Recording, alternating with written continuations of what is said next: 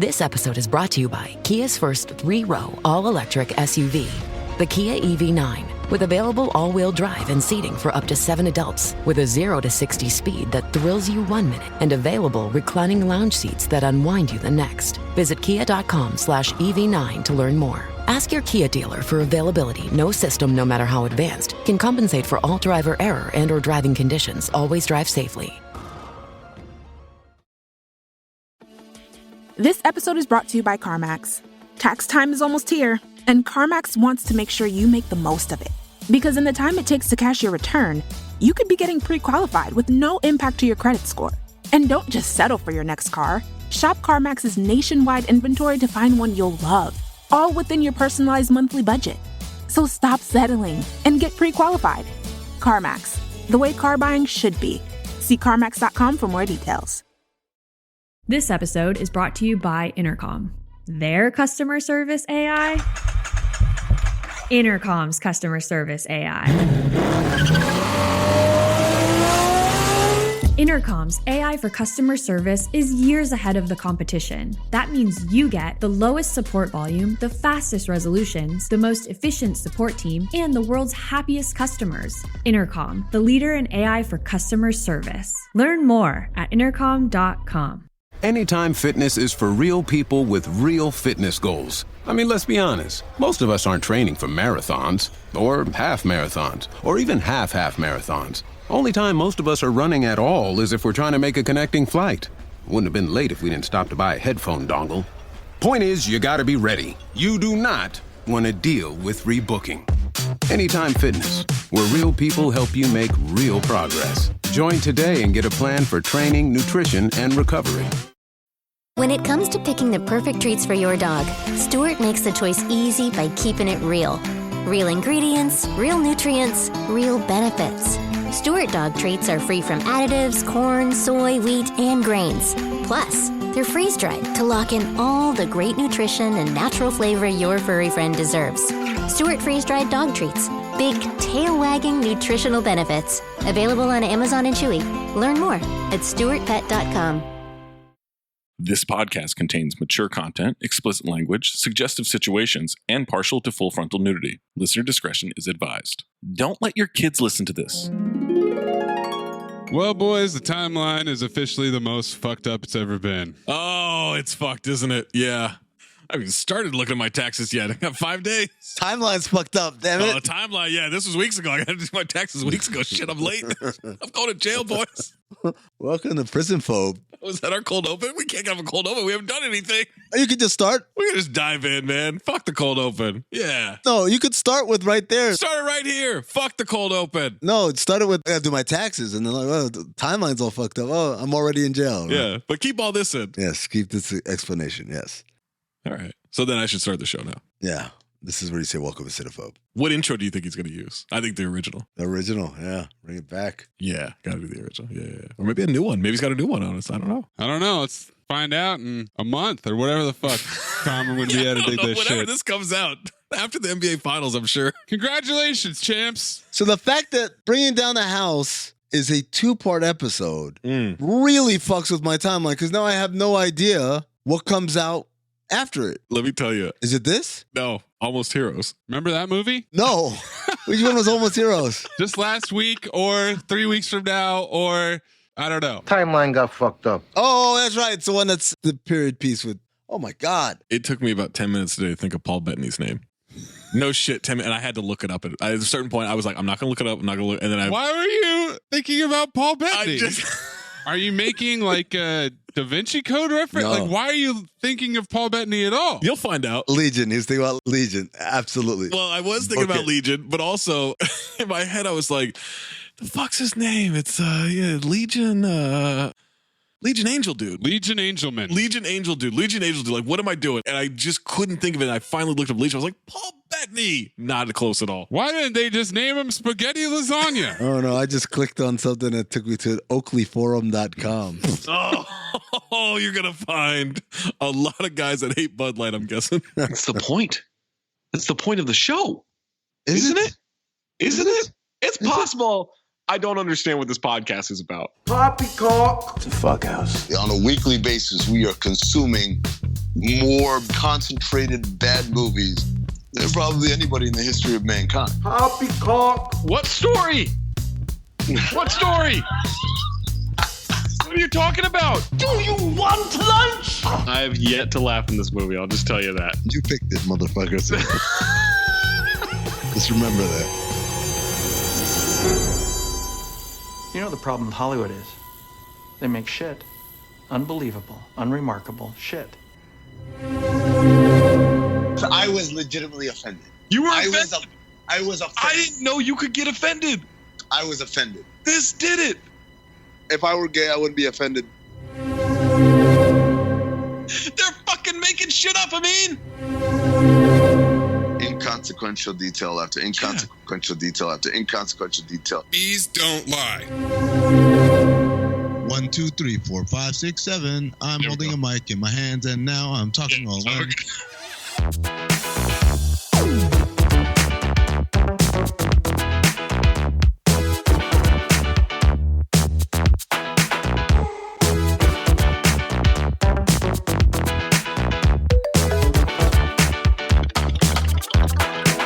Welcome to Cinephobe. Oh, fuck it. I'm sorry. God damn it, Amin. I'm fascinated by this. There's a thread called Oakley Sunglasses discussion. Well, that's the rest of the 3 hours for Amin. Is he's just going to be in this Oakley floor. Recent Oakley purchases. 6,000 messages. Welcome to Cinephobe, the podcast. We break down the movies you're afraid to admit you love. I'm Zach Harper. That's Amin Al-Hassan. That's Anthony Mays. We need reviews, people. Send us ye old reviews. 6,114 on Apple. Ooh, that's a nice little bump. Salute to Lebitard fan who is up to 150 in his Apple Store efforts. This dude's put in work. There's a thread called "What Oakleys are you wearing today?" He's toast, Zach. This is it, man. This is on me. I'm sorry. That has 22,000 pages, not posts. 22,000 pages. What Oakleys are you wearing today? It started in July 2011, and the latest post is 30 minutes ago. Wow. By Zach Harper. What? I can't remember. What did I put? What I put in there? No, I'm not a Pittsburgh fan, says this guy with his. God, I'm guessing that clarification is on there often. No, I'm not a Pittsburgh fan. You still got them, Oakleys? Just check out this page. The pictures and custom bronze, Cero-coated, 24-karat Indian polarized cut by the man, Chris Hardaway. Iridium. It's Iridium, yeah. Shoe Palace Dipped Frog by Evan Barnhart. Dude, these are nice, man. These are quality. Oh my God, that's the same dude over and over So again. Iridium is the finish on the lens that makes it shiny. Got a little sun yesterday, says this sunburned dude. All these guys are the same. Soul patch. He's doing the soul. Oh, look at Zach dribbling his basketball up in this dude like, these are the ones you need. Yo, there are a lot of soul patches in here. Holy shit. These photos are all from today. I didn't even want to go back to page 1. Let me see what page 1 is. Yo, you gotta go to page 1. I might be in them. I got my canvas fuel cells on. Maze, leave all this in. Eye patch Nikki Hayden edition. The eye patch are awful. Don't like it. Since I'm in Iraq and in uniform, 7 days a week, I just wear these all day. Custom flag jackets, red icons. Guys, let me tell you, we sold so many Ducati Juliettes. I probably paid my rent 1 month just on Ducati Juliettes. When I get home, I usually switch off between Flax Frogs, Holbrooks, or Gaskins Daily. Gas can. It's a gas can. Sorry, Yeah. I've been wearing my Infinite BMX Chrome Echelon Hero Jawbone. Yeah, you got it, man. How many names does it have? Dude, you know what? One of these days, I'm just gonna start sprinkling in random names. Oil can. The next comment, those Infinite Hero Jawbones are pretty hot. I'm starting today with the polished and fire polarized Juliettes I just added back into my collection this week. Gotta run around town later, then drive 120 miles in the afternoon, so I might reach for my Tron Pitfalls for that. Yeah, man. I think I sold all these guys. To these guys. You sold all these guys? To these guys? Yes. Oh, the Jupiters are so big. And the Jupiters and then Jupiters LX, I think. The Jupiters are just massive sunglasses. You know what? Suspend the Bar Rescue podcast. We're doing Oakleys. Let's try to do this Cinephobe episode. Leave all this in, though, Maze. Leave all this. Mr. South Beach says theme month, Jim Carrey. Ooh, do we have enough that qualify? Now, I hate to break it to you, Mr. South Beach, but the timeline got fucked up and we don't do theme months anymore. We're doing the daisy chain. Hold on. We might get back to theme months at some point. I wouldn't rule it out. Not in this timeline. But let's see if we can get to a Jim Carrey movie and make Mr. South Beach happy here. If you have a submission, submit it. Just a reminder, it needs to be 40% or lower on the Rotten Tomatoes audience or critic score. All right, breakdown of the old daisy chain. Chain, chain, chain. Chain, chain, chain. Chain, chain, chain. Chain, chain, chain.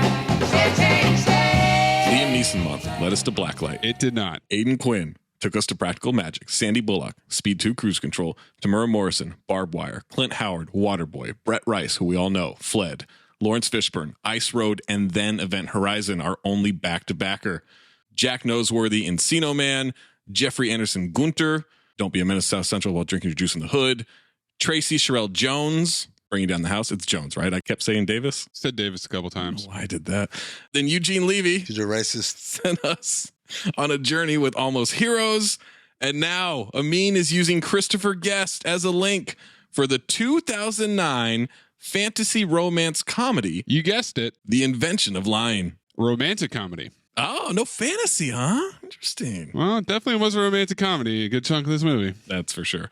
The Invention of Lying stars Ricky Gervais, Jennifer Garner, and Jonah Hill. What? This is Ricky's first foray into Cinephobe. Jonah Hill is not the third lead on this shit. He is? Somehow. Really? I would have guessed Rob Lowe or Louis C.K. Yeah. No, Jonah Hill. This is Ricky's first and I think only, because I don't think he's got a whole lot that qualifies here.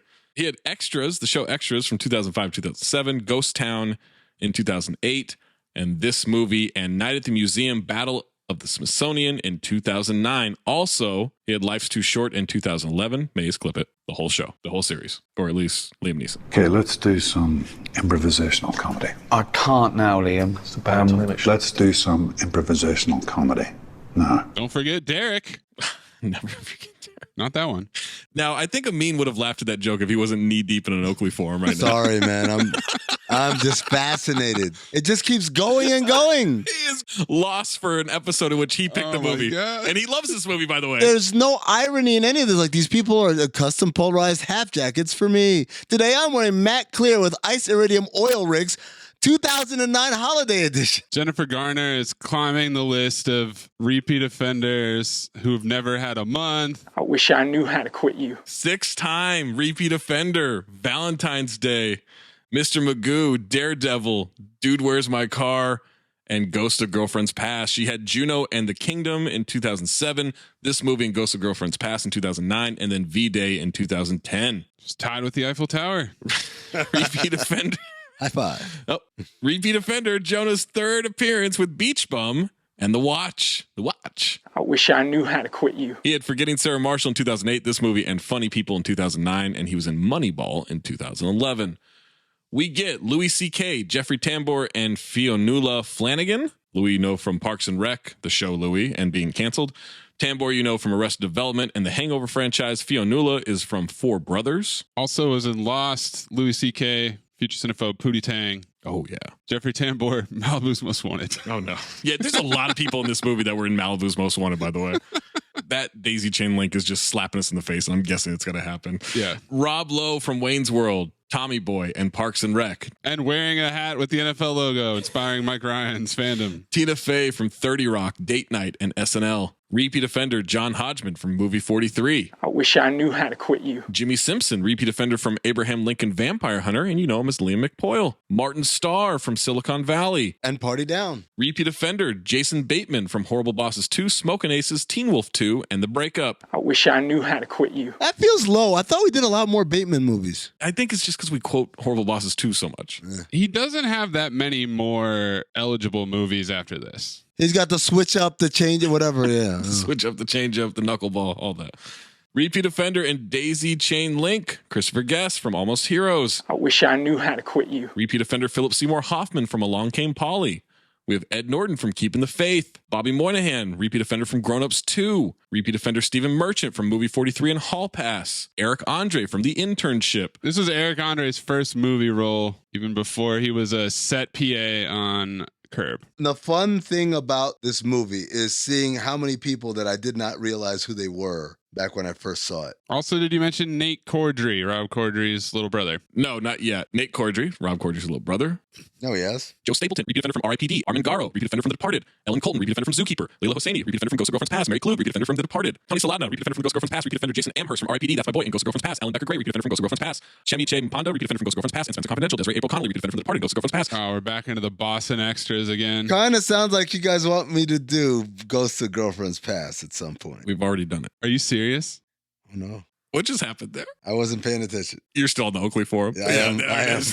Kind of sounds like you guys want me to do? What, like just have you watched the movie again? You just picked this one. I was literally sleep talking at that point. I wasn't conscious. Oh my God. Because it's a repeat offender and me to do, and I've already picked the movie and we already done it. Like, it's just all those things amount to, I fell asleep. Like, my brain was just. Jeffrey Curzini, repeat offender from That's My Boy in The Departed, Diane Curran, repeat offender from R.I.P.D., Frank Durant, repeat offender from R.I.P.D., Knowing and Grown Ups 2. I wish I knew how to quit you. Sounds like you want me to do Grown Ups. Written and directed by Ricky Gervais and Matthew Robinson. Ricky wrote and directed The Office. Matthew wrote a movie called Jerked, and that's about it. Monster Trucks, which is eligible. Ooh. Which I think we need to get Michelle Beadle back if we ever do that movie. Synopsis for The Invention of Lying. A comedy set in a world where no one has ever lied until a writer seizes the opportunity for personal gain. Yep. Tagline. In a world where everyone can only tell the truth, this guy can lie. I mean, yes. Alternative tagline. And notice the change in punctuation coming up. Mm-hmm. In a world where everyone can only tell the truth, he's just invented the lie. No, yeah. When you mix up the two different trailer preview guys. Yeah. Remember that guy who used to do a lot of the Disney ones? Coming soon at Disney Home Video. It's a Goofy movie. Goofy's back on his bullshit again. Nobody wanted him anymore. That's so fucked up, man. It's like, we want dark and ominous tones. Got Allman Brothers tickets. Like, get out of here. $18.5 million estimated budget. Grossed $18.4 million US, $32.4 million worldwide. It's a hit. I don't remember this movie being in theaters. I saw it in theaters. I think I saw it for the first time on HBO to the point where I thought it was an HBO movie. I think you're just mixing it up with Clear History. Before we jump into this movie and you listen to the rest of this podcast, The Invention of Lying is a rental, or it's maybe on something called Canopy. I just bought it. It was $9. I bought it too, $9. I knew you both were going to buy it. Roku has Canopy on the search, but then when I tried to install it, it's like, yeah, we don't have this. So I'm like, why would you tell me about it then? Please clip in Kevin Garnett from Uncut Gems. How the fuck would you show me something if I couldn't have it then? The Invention of Lying receives 5%. No, that can't be right. No, that's. Did I not update this? You did not update. 55% on 188 ratings on Rotten Tomatoes from the critics. 39% on over 250,000 ratings from the audience. Amin, would you like the positive or the negative reviews? Well, Zach, I've been waiting for a week now. When I first looked it up and saw 39% from the audience, I was like, how could they hate this movie? Then I thought, wait a sec, is it a bunch of religious people? And then I said, I can't wait to hear the reviews. So let's start with the negatives first, please. Oh, I'll scroll on down. When I hear these religious right lose its goddamn mind. Stop being a pessimist. This tank is not half full. It's half empty. Megan Basham of World. I wonder what she's going to do. She's either going to support them, constructive criticism, or she's just going to bash them. The Invention of Lying, which Gervais wrote, directed, and stars in, is only a comedy for about 20 minutes. The rest is an atheistic treatise. Oh, there it is. Mocking anyone who believes there is a God and that he imposed a moral order on the world. Right on time. Ed Koch of The Atlantic. Don't mind if I do. It's very famous. It's spelled cock. Oh. K-O-C-H. But I think it's Koch. Ed Koch of The Atlantic. It's very famous. I kid you not when I say I sat there wondering, is there nothing more to this film? Am I overlooking something? I don't think so. And I couldn't wait for the lights to go up. Zach, are you going to cool the cock? No, Derek's out of town. Matthew Pekovich of Matt's Movie Reviews. Oh, yeah. Peck? It's spelled with a J in there. P-E-J-K-O-V-I-C. Pekovich. Pekovich. Gervais's attempts at ridiculing faith through satire only ends up becoming an offensive caricature backed with atheistic egotism. Adam Lippy of Examiner.com. Adam McKay. Telling Kirk Cody. His wife's Lippy. Your Lippy wife. That was a great bit, man. Oh, my God, man. The star cameos in The Invention of Lying are nonstop, distracting, and always blatantly pointed out as if this were a Cannonball Run sequel. Wait, he's distraught by the cameos? Yeah, didn't like them. Too distracting. How were they pointed out, by the way? They just played roles. The person's face is on the screen. How dare you? Oh, and they're talking too? Oh. Nick Rogers of Sweet101.com. The Invention of Lying is like Groundhog Day, although not in the way it intends to be. Watching the film feels like you're reliving the same lame scenes over and over, powerless to change what happens in this profoundly disappointing comedy. Fernando F. Croce of Cinepassion. Fernando. Flaccid rom-com uplift and cut-rate snark. Flaccid? Is he saying his dick didn't get hard watching this? I think he watched it at night. Oh, sun was down. Robbie Collin of News of the World. Are you calling the cock? Derek's out of town still. 2 for 1. Fact. There's good Gervais and bad Gervais, and this is him at his pompous worst, preachy, one note, and obsessed with smug celeb cameos. Blank user, 0.5 star out of 5. It was funny and interesting from the beginning until the mockery of religion. There it is. Blank user, 0.5 star out of 5. A crappy attempt to question religions, and specifically Christianism, with black humor. Not worthy of review. Disappointing. This humor is black nut. Crappy was spelled with 2 R's. Crappy. Christianism does not have an H in there, and I don't believe is a word. No. I believe it's Christianity. It's like Cristiano Ronaldo. And disappointing has 2 S's and 1 P. Disapening. And then last negative review, blank user, 2 out of 5 stars. Over the top, anticlimactic drivel. A film that, no, you phobed it, you fucking fraud. A file that, or no. God damn it. A film that will leave you wanting to watch something else. Perhaps a Dane Cook sketch? Wow. Now the question is, was that on purpose? So shitty, I'd rather watch a Dane Cook sketch, or I should watch something else, something good like Dane Cook. No, they want a palate cleanser, a Dane Cook sketch. I took it as a shitty comment like, oh, you probably like Dane Cook. Yeah. But maybe it was a palate cleanser for them. Positive reviews. Hey, John, that's weird. That glass looks half full to me.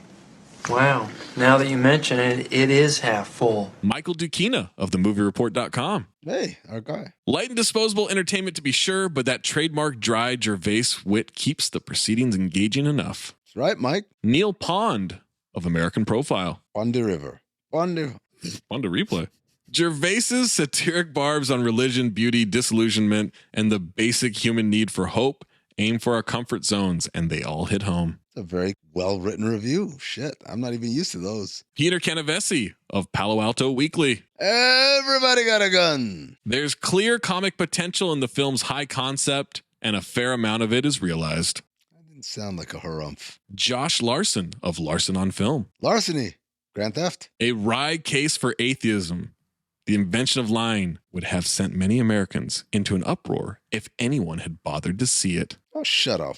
Karina Longworth of Spout Blog. That's not a real name. Fun! That sounds like a name that Stewie Griffin comes up with when he's in drag. Karina Longworth. No, Karina Longworth. He uses this voice right here. Now, Brian, could you please get my back? Christian Toto of What Would Toto Watch? I'm thinking Toto would watch something, I don't know, based in Africa. Whoa. The invention of lying gleefully deconstructs the standard rom-com, but it hasn't a prayer as an anti-religious screed. It doesn't deconstruct shit. It just is a traditional rom-com. Zan Brooks of Guardian. Yes, Zan spelled like Xander. Yeah, Alex Baldwin. Alex Baldwin. I'll go Xander. Zan Baldwin. His comedy pretends to be unthreatening, a harmless little wheeze, and then pushes the envelope to its logical conclusion. Wheeze in the juice.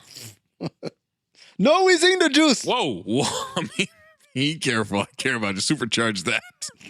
Nell Minow of BeliefNet. She's back. Oh, Wait, and she filed it? Yeah. She must have another one on that other website where she's like, this is awful. Watch Gervais's face as Mark uses his new ability to provide encouragement and enjoy a comedy that may be about the invention of lying, but knows how to tell the truth. Do you think she didn't get it? Yes. Doesn't sound like it. It's possible that it just flew over Nell's head. It's possible. She doesn't know what this movie's about.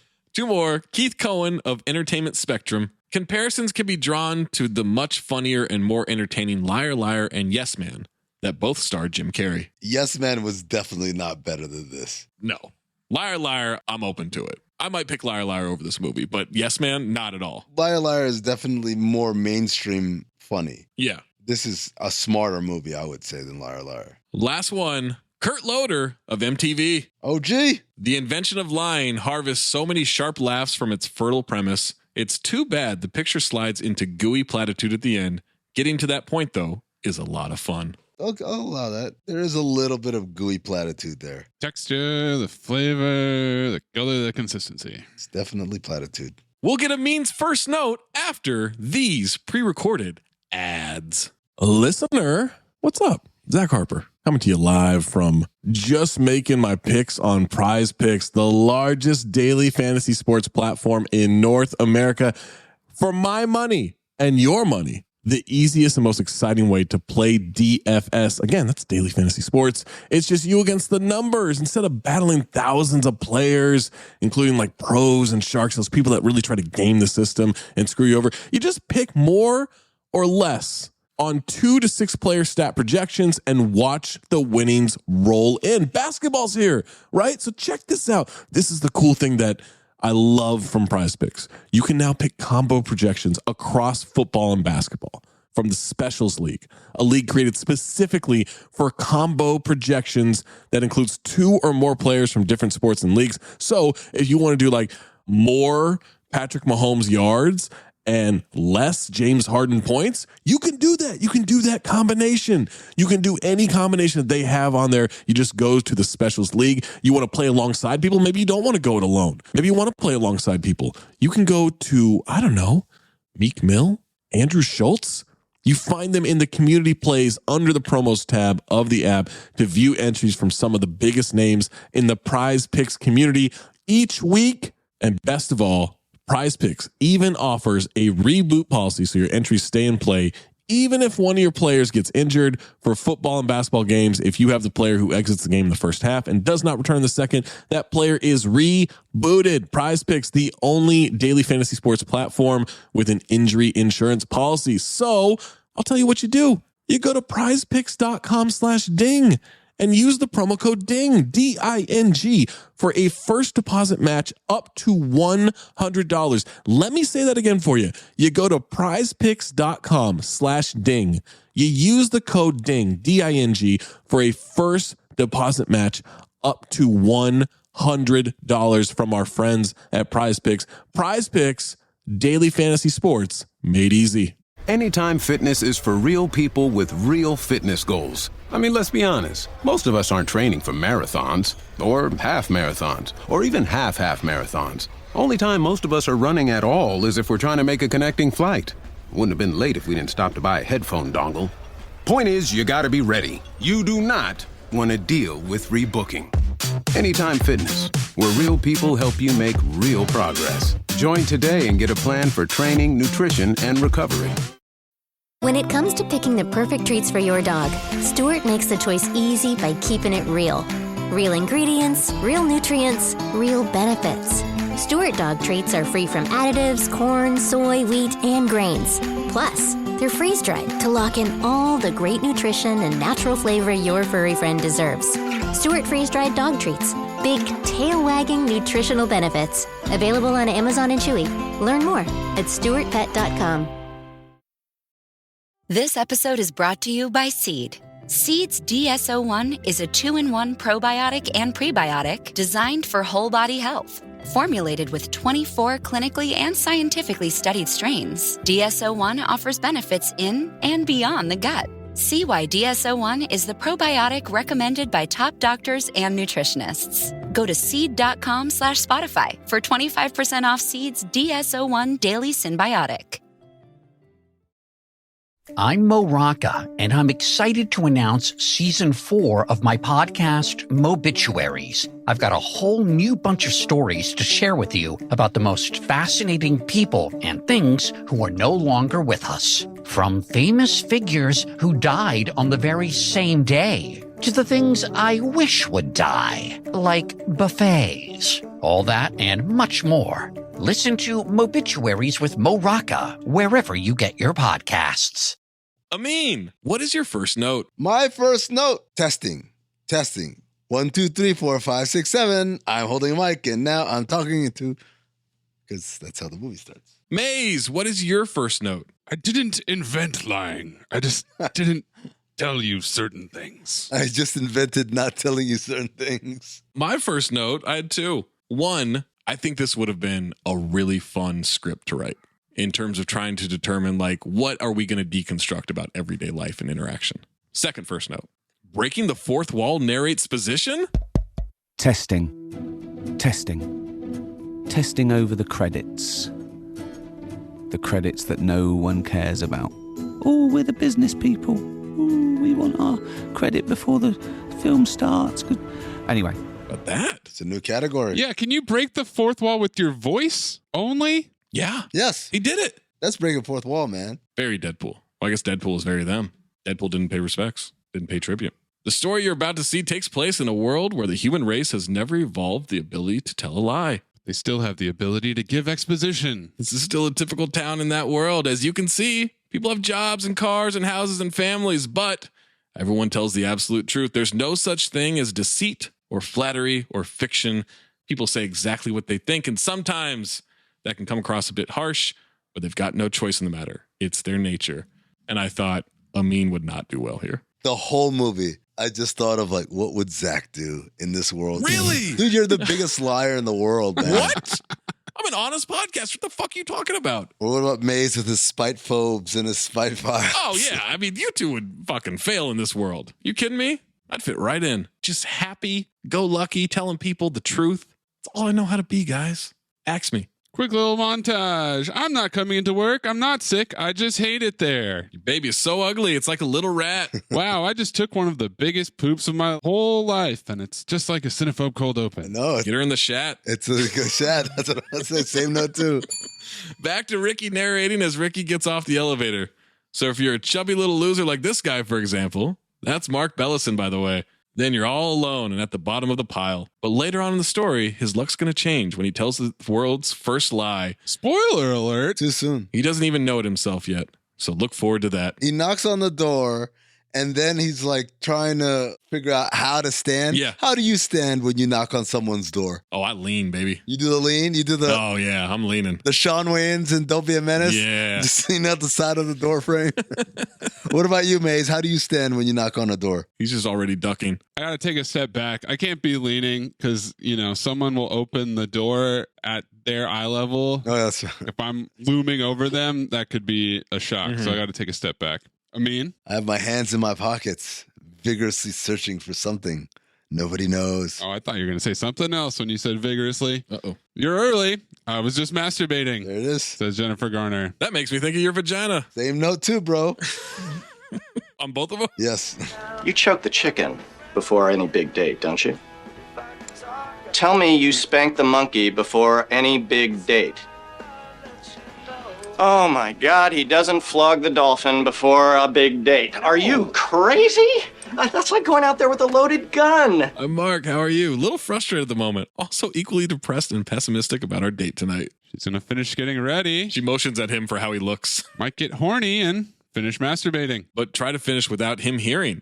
She goes upstairs. He sits uncomfortably on the couch. He says up to her, he feels awkward now about being early. She's not looking forward to tonight. But the thought of being alone the rest of my life scares both my mother and me equally. Says, sure. I'm thinking you started masturbating because it's too quiet. You said you're going to try and do it without me hearing. I'm worried the restaurant I've picked isn't expensive enough for you. It's all I can afford in my situation. I know I'm in my 40s, but I haven't gotten any financial assets to speak of. Also, my boss said he's probably going to fire me this week. You do know not being able to lie doesn't mean you got to say everything that's on your mind, right? Yeah, it doesn't mean there's no filter, right? Didn't lie, Annie. I just told you everything. Oh, name's Anna. It's close. She walks down the stairs. He says, wow. She says, I just masturbated. That makes me horny. I hope this date ends with sex. I don't find you attractive. Shall we? They walk in the restaurant and he says, oh, it's not as nice as I remember. Yeah, that's such a nice throwaway line, man. She wants to know what they'll talk about. The hostess says she's threatened by Anna. A lot happens on this date in rapid fire. Anna mentions the menu is plastic and disappointment. Yeah. Martin Starr comes up. I'm very embarrassed I work here. She's very pretty. That only makes this worse. Ricky gets the first of many, many Budweisers in this movie. Product placement. And Jen will have a mango margarita. She'll probably have 3 more drinks by the end of the night. And he asks, your sister? No. Daughter? No. She's way out of your league. Shall I ask you some questions? How do you spend your days? I get up at 8 a.m. because the noise from my alarm clock interrupts my sleep. I do like that description of interrupting sleep. Yeah. And she continues in incredibly descriptive detail. Incredibly descriptive detail. Yeah. He cuts her off, saying more specific than what he thought. He's like, do you have a job? I have a job in an office. Executive. Doesn't enjoy it, but the end result is enjoyable, which is the money. She enjoys clothes, hiking, drinking, but she'd rather just get all the money and not have to work. Same note too, bro. And then I said, is this a big movie for Same Note 2? Because everyone's telling the truth? It's gotta be, yeah. He wants to know something about her, though, and she says, you already know a lot about me. You know I'm good looking because here I am. And you know that I'm successful because you see my apartment and the clothes that I'm wearing. And you know I'm happy because I'm smiling. Are you always happy? Usually. Some days I stay in bed, eating and crying. Same note too, bro. Martin brings over the drinks. He admits he had a sip. From right there, he points out right on the asshole. She's going to have the Caesar salad with chicken because she thinks she's fat, but also deserves something that tastes good. Ricky's going to have the fish tacos because it's what he had last time he was there. It's all I know. Martin asks if Jen would call him if he gives her his number, and she flatly says no. She gets a call from her mom and answers it at the table. No, not very attractive. No, doesn't make much money. It's all right, though. Seems nice. Kind of funny. A bit fat. Has a funny little snub nose. Kind of like a frog in the facial. Yeah, but... No, I won't be sleeping with him tonight. Nope. Probably not even a kiss. Ass off for Ricky reacting to the phone conversation. Oh, the look on his face. He's one of the best at facial reactions. And they're all very subtle, but it's great. That gasp. Oh. It's like, why did you have to say that kind of thing? Or like, that was not unnecessary. She hangs up, says, sorry about that. He defeatedly says, don't think twice about it. Cut to the end of the date. Walking her to the building entrance. He thanks her for going on the date with him. You're way out of my league. And I know you only did it as a favor to Greg, and I'll probably never hear from you again. But she surprisingly had a better time than she thought she would. She won't really know how she feels until she's less drunk. Yeah. Sure. Call me tomorrow if you like me when you're sober. I might. Same note, too. Kisses him on the cheek and says, oh, thank you for kissing me on. Oh, you didn't have to do that. You're very pretty. Good night. Like just trying to get all the compliments. Same note, too, bro. Whenever I get an unexpected kiss, I'm like, oh. The surprise he has in that ass off. Yeah. Now he's in bed watching TV. Jimmy Simpson doing a Coca-Cola ad. McPoyle. Clip this ad. This ad is fucking great. The best part is the end where he says, it's a bit sweet. I'm here today to ask you to continue buying Coke. I'm sure it's a drink you've been drinking for years, and if you still enjoy it, well, I'd like to remind you to buy it again sometime soon. It's basically just brown sugar water. Haven't changed the ingredients much lately, so there's nothing new I can tell you about that.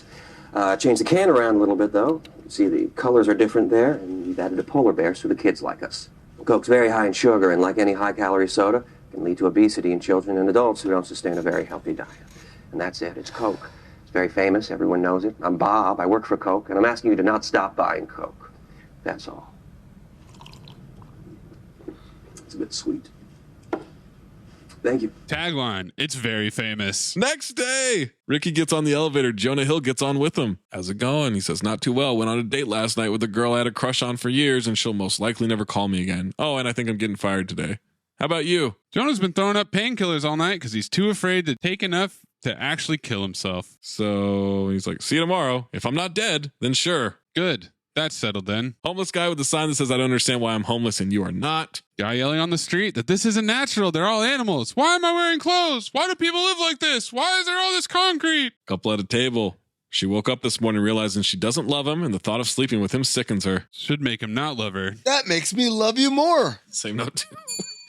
Plus ad for Pepsi. When they don't have Coke, and I said Dennis Farina would never. No wonder Amin loves this fucking movie so much. It's got both Coke and Pepsi. I said Pepsi and Coke in the same movie. That's a file. You show me another buffet that offers both Coke and Pepsi. Don't even bother looking because it doesn't exist, okay? So now what else do you people want me to do? He works at Lecture Films. Movies are people just writing a script from the world's events, and then someone reads that script off a teleprompter. There's a blonde woman outside who doesn't want to go in there today. There's guided tour exposition, incredibly descriptive detail of writing a script, upcoming summer blockbuster, Napoleon 1812 to 1813. Rob Lowe wrote it. Christopher Guest reads it. He's just sitting in a comfy chair, describing Napoleon invading Russia. Daisy chain activated. Oh, I wouldn't mind a daisy chain activated sound. What can we use for that? Just clip that. That's fine. Jesus Christ. You two are quite a production duo, Mr. Tools and Mr. Ideas. I'm just happy it means I'm balls deep in that Oakley form right now. Don't remind him. Oh shit, sorry. I'm locked in now. Okay. All right. Ricky walks by the tour group. And the tour guide says, "This is one of our writers. He's one of our least successful screenwriters." Also here, he's most likely getting fired today. His face just drops and emotions like, "Why are you saying that to the tour guide's excited to give him a sneak peek at the invention of the fork." Ooh. Tina Fey is Ricky's assistant. Clip it. She crushes this. Ass off. I realize more and more every day how overqualified I am for this position and how incompetent you are at yours. That's Amin at the Suns. The last 2 seasons he was there. Same note too, bro. Any messages? Anthony is coming up within the hour to see if he can get up the courage to fire you. If he can't, he said that he'll definitely do it tomorrow. Anything else? Any messages not to do with being fired? Well, I told everyone you're getting fired this week and they shouldn't expect their calls returned, so no one left any messages. Okay. Next time? I don't think there'll be a next time. Golden Dumpster nominee. She just says it so quickly. Wait, don't you understand this? I don't think there's going to be a next time. Take the message, just in case I don't get fired. You're almost definitely getting fired. Yeah, but I'm still here now, so... Seems like a waste of time. No, it's not. Well, you're getting paid for it, so let's take the message in case I don't get... But everyone knows that you are. Hasn't happened yet. Okay. But everyone knows you are. I'll be in the office, don't... Okay. I'll be searching for new jobs on Craigslist. You should probably just get on with your work. No, thank you. He's just sitting at his desk while Jeffrey Tambor, a.k.a. Anthony, his boss, is pacing outside because he's nervous about firing. Tambor is ass off. Super ass off. He knocks tentatively and then backs up. He's pacing back and forth. Says he looks really depressed today. That's going to make this so much harder. Anthony, don't fire me. The 1300s, they're so boring. And the last 2 scripts you turned in were depressing. Got the Black Plague. It's not his fault. He's stuck with a tough century. Says he can make it work. Tells him to give it up. Nothing new is going to happen in the 1300s. Then he starts having a panic attack. He wants to come back tomorrow and doesn't do well with confrontation, but he's fired. Ricky's like, well, then I'll just be wondering, will he fire me? He won't fire me. He goes, you're fired. Not fired.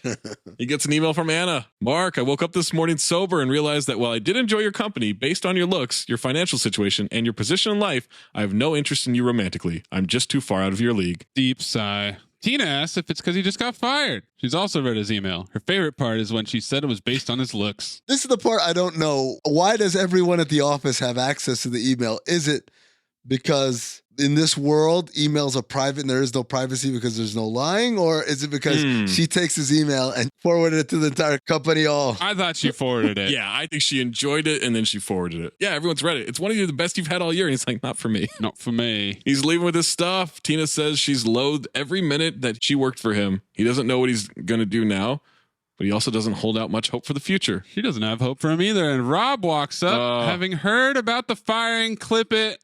This is an amazing scene. He walks up so smug. Well, I just wanted to say goodbye, and I've always hated you. You've always hated you. I didn't know that. Yeah, a lot of people know it. What, you told other people you hated me? Yeah. I even turned some people against you. Is that why you came over to talk to me, to tell me you hated me? No, I came to say goodbye to you, and the rest of it just sort of happened on its own. Came out, yeah, sure. I always knew that the Black Plague would never work as a movie. You're an awful writer, assigned to an awful century, and you're a little man bitch. Rob Lowe's perfect in this part. Again, Ricky Gervais reacting to everything he's saying. Like, oh. When he says, you're a little man bitch, and he was like, man bitch. Ricky Mouth's man bitch. Yeah. Can't believe that he heard that. I've always been threatened by you because there's something about you that I don't understand, and I hate things that I don't understand. But you'll always be a loser, and I'll always be more successful than you in nearly every way, and that's just the way it is. Oh, and then Tina. Supercharge the bingo. God. Fatty bingo. And I was upset with the overweight homosexual. Either way, you're chubby little... Oh, bingo. Whoa. Also dumpy. Whoa, dumpy little bingo. All right, well, it's all supercharged. Oh, and Shelley thinks you're an overweight homosexual. No, I never said that. Thank you. I said fat faggot. Fatty, fat faggot. I stand corrected. And I was upset with overweight homosexual. Doesn't matter either way, you're a dumpy little queer. What, Mark? Rob slaps his stomach, tells him to try and enjoy his loser life. Slapped his stomach. It looks like he's going for a handshake. He just slaps his The emphasis. It's beautiful. Golden dumpster. She's like, he's awesome. He's like, well, no, your opinion. He leaves. The old folks' home is called a sad place for hopeless old people. Are you here to abandon an old person? I already have. Oh, it's good you're here. She's not doing well. You should say your final goodbyes. Someone says that every time I come in here. She's at the top of our death pool. Deadpool, she said it. This is where I thought I need Brendan Fraser from Poison Rose. I need his character in this world. To be the doctor? Yes. As he's walking down the hallway, he gets hit with a lot of old people comments. You look like my dead son. Each day is worse than the last. I'm on pills that make everything look orange. He tells his mom it's depressing. She's looking at a staticky TV. At least look out the window. Telly's broken. He fixed it for her. She doesn't understand what he just said, and it makes her sad and angry. He wishes they could change things, not be a loser. Then he informs his mom that she is too a loser. And then he gets up and he leaves. And I said, he came just to call his mom a loser? They come from a long line of losers. And yes, as soon as he leaves, she immediately sits on the remote again and it's back to static. Next morning, big knock at the door. Landlord here for the rent. Ricky tells him he just got fired yesterday. $300 in his bank account, but rent's $800. I know. I haven't got that. Then you're evicted. Have one day to get your stuff out. Tells him to use his $300 to rent a truck.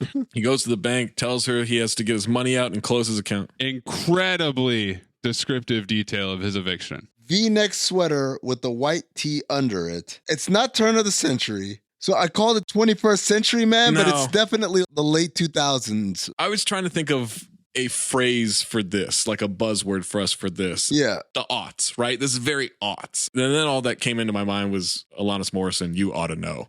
That's all that came out. So there's nothing there on my end, but like we do need something for the aughts. I mean, there's a lot of stuff there. You gave us a lot of parts. Autoerotic asphyxiation. Whoa. You gave us a lot of pots. I don't know if you guys saw the pants. The pants are incredibly, it's not billowy like Swayze. Yeah. From the knee down is very untapered. It's just very wide leg. Autobots? So it makes it very baggy looking. He can't do any of this because the system's down right now. Can't close his account until it's back up. She can still help with the withdrawal though.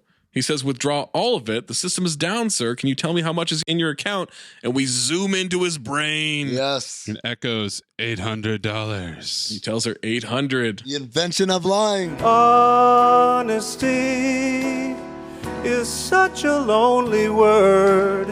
Everyone is so untrue. Just then, the system comes back up. She can now access his account, and he looks worried and foolish. She sees his $300 balance, but then apologizes. The system made a mistake. She's going to get him his $800 and gives him very fake-looking $100 bills. Anything else she can do today? And he goes, Optimistic music as he tries to process what just happened. So the money looks that way because in a world where there's no counterfeiting or fraud, there's no need for it. Yeah, like the money is very basic. I thought that was a very nice touch that they had. So he knocks on the landlord's door, pays his rent, and returns home. He is giddy. He is Josh Giddy right now. He was kind of ass on when he's hopping up and down in disbelief. I wasn't totally with it. Really? Oh, I didn't think he was ass off, but I didn't think he was ass on. I bought it enough. I couldn't take my eyes off of that 20th century bitch television he's got on there. Big old box. Ooh. Today, I stumbled upon something that no man has ever stumbled on before. What I've done, they'll write about in the history books for generations to come, and yet moments ago, it was unfathomable, not only to myself, but to mankind as a whole. It's hard to describe. How do I explain this? Yeah, do you think he could maybe, like, is it a possibility he could say a not? Okay. Like a thing that isn't a lie? Cut to a bar where he tries to explain it to Louis. I said something that wasn't. Huh? I said something that wasn't. What's the word for it? There is no word for it. Of course there isn't. I invented it.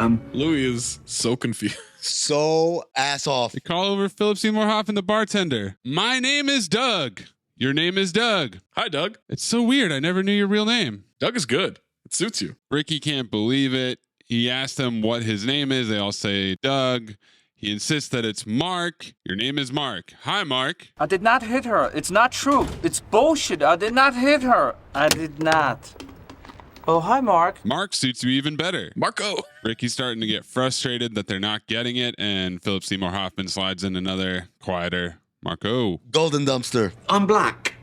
I knew it. Oh, you're very light skinned, but I can see it. I always wanted a black friend. Me too. I'm an Eskimo. Fantastic. Yeah, I've never seen a black Eskimo. I'm a pirate. I didn't know they still had those. Are you a dangerous pirate? I'm a lion tamer. And I'm wearing a wig. Aren't you scared you'll get bitten one day? That's a fantastic wig. I invented the bicycle. I love your work. Can I get a discount on a 10-speed? I'm a one-armed German space explorer. When's your launch date? Guten Tag. It's a very lifelike prosthetic. It's incredible. It's the rapid fire, man. Oh my God, it's so good. That Boom, must have boom. been that scene. I need the outtakes. When you say, Zach, this must have been a fun movie to write. This is one of the scenes I think about. Yes, absolutely. Oh my God, this is such a good scene. Golden Dumpster. He asked them if they could change anything and make the world what they wanted it to be. What would they do? And Louis just reaches out and says, touch boobs. Touch boobs. Golden Dumpster, Louis C.K. Cancel. Why would that be the one? Like, of all the things. Damn it. Maybe have sex with him too. Oh, agreed. That too. Jesus, Louis. Okay, let's try that. What would you do if you were the only person who knew how to lie? Boobs. Mace? I mean, I don't like the way that he gets the money, which we'll talk about in a minute. I think there's more creative ways to do that. But yeah, probably just lie in business, I would say. Shut up in business. Got it. Oh, I would definitely shove in business for sure. I mean, I'd probably go to the bank. Yeah, I mean, that just worked, right? So Yeah. that would probably be the easiest place to start. Or maybe I'd go to someone's home and be like, this is my house. Like a soft home invasion. Damn. Well, you'd have to test out because there's lying, but it's unclear how much evidence people already have that they're willing to reverse just because you said something, you know? Feels like it doesn't take anything. Yeah, it feels like it's automatic. Well, I could go to Bill Gates' mansion and be like, this is my house. And he'd be like, oh, okay. There's an argument between Jennifer Garner's character and her mom where her mom is telling her, no, you're going to go with this guy, with Rob Lowe. And she's like, but I like, so there is a level of resistance. Like you might be mistaken, seems to be able to exist. But like things like this, declarative statements about yourself don't seem to get a lot of pushback. So that would be the first exercise, is to figure out how responsive everybody would be to lies. So what he does. Yes, what he does, he walks out of the bar, he finds the first hot woman he sees. Dude, ass off for Ricky, looking at all the other women. Checking out the local talent. Hot woman walks by and says, don't look at me. I'm not attracted to you. I'm not interested. I've heard it all before. And he says, the world's going to end unless we have sex right now. Stops in her tracks. Do we have time to get to a motel or do we need to do it right here? He thinks about it. He goes, motel. Cut to a cheap motel for intercourse with the near stranger. Yeah. He wants to get to know her first. She says, no, the world's going to end. She's so panicked. She's ass off here, by the way. She's incredibly ass off in this scene. Think of the children. This is one of my favorite lines. Let's have a drink. You look like you'd like $10 for a beer. That is. And he just trails off. Golden Dumpster. Yeah, that's so Golden Dumpster, so ass off. The way to deliver that outrage. It was very hang tough. Hang tough. Extremely hang tough, but also the idea that in this hypothetical, mythological world where lying doesn't exist, where everyone is so gullible, there's still things that cross over from our world. Like mini bars are still a scam. Still a scam, exactly. He's having a moral dilemma here. Pretends to get on the phone with NASA. NASA. And he'll give her the good news. I'll let her know. World's not going to end. We don't have to. He points to her and points to him. Sex. When he's on the phone, she's whispering to him, now.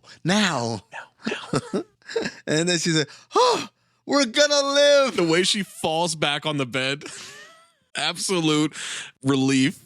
And then he's like, I'm going to go. She goes, can't you stay? We've been through so much together.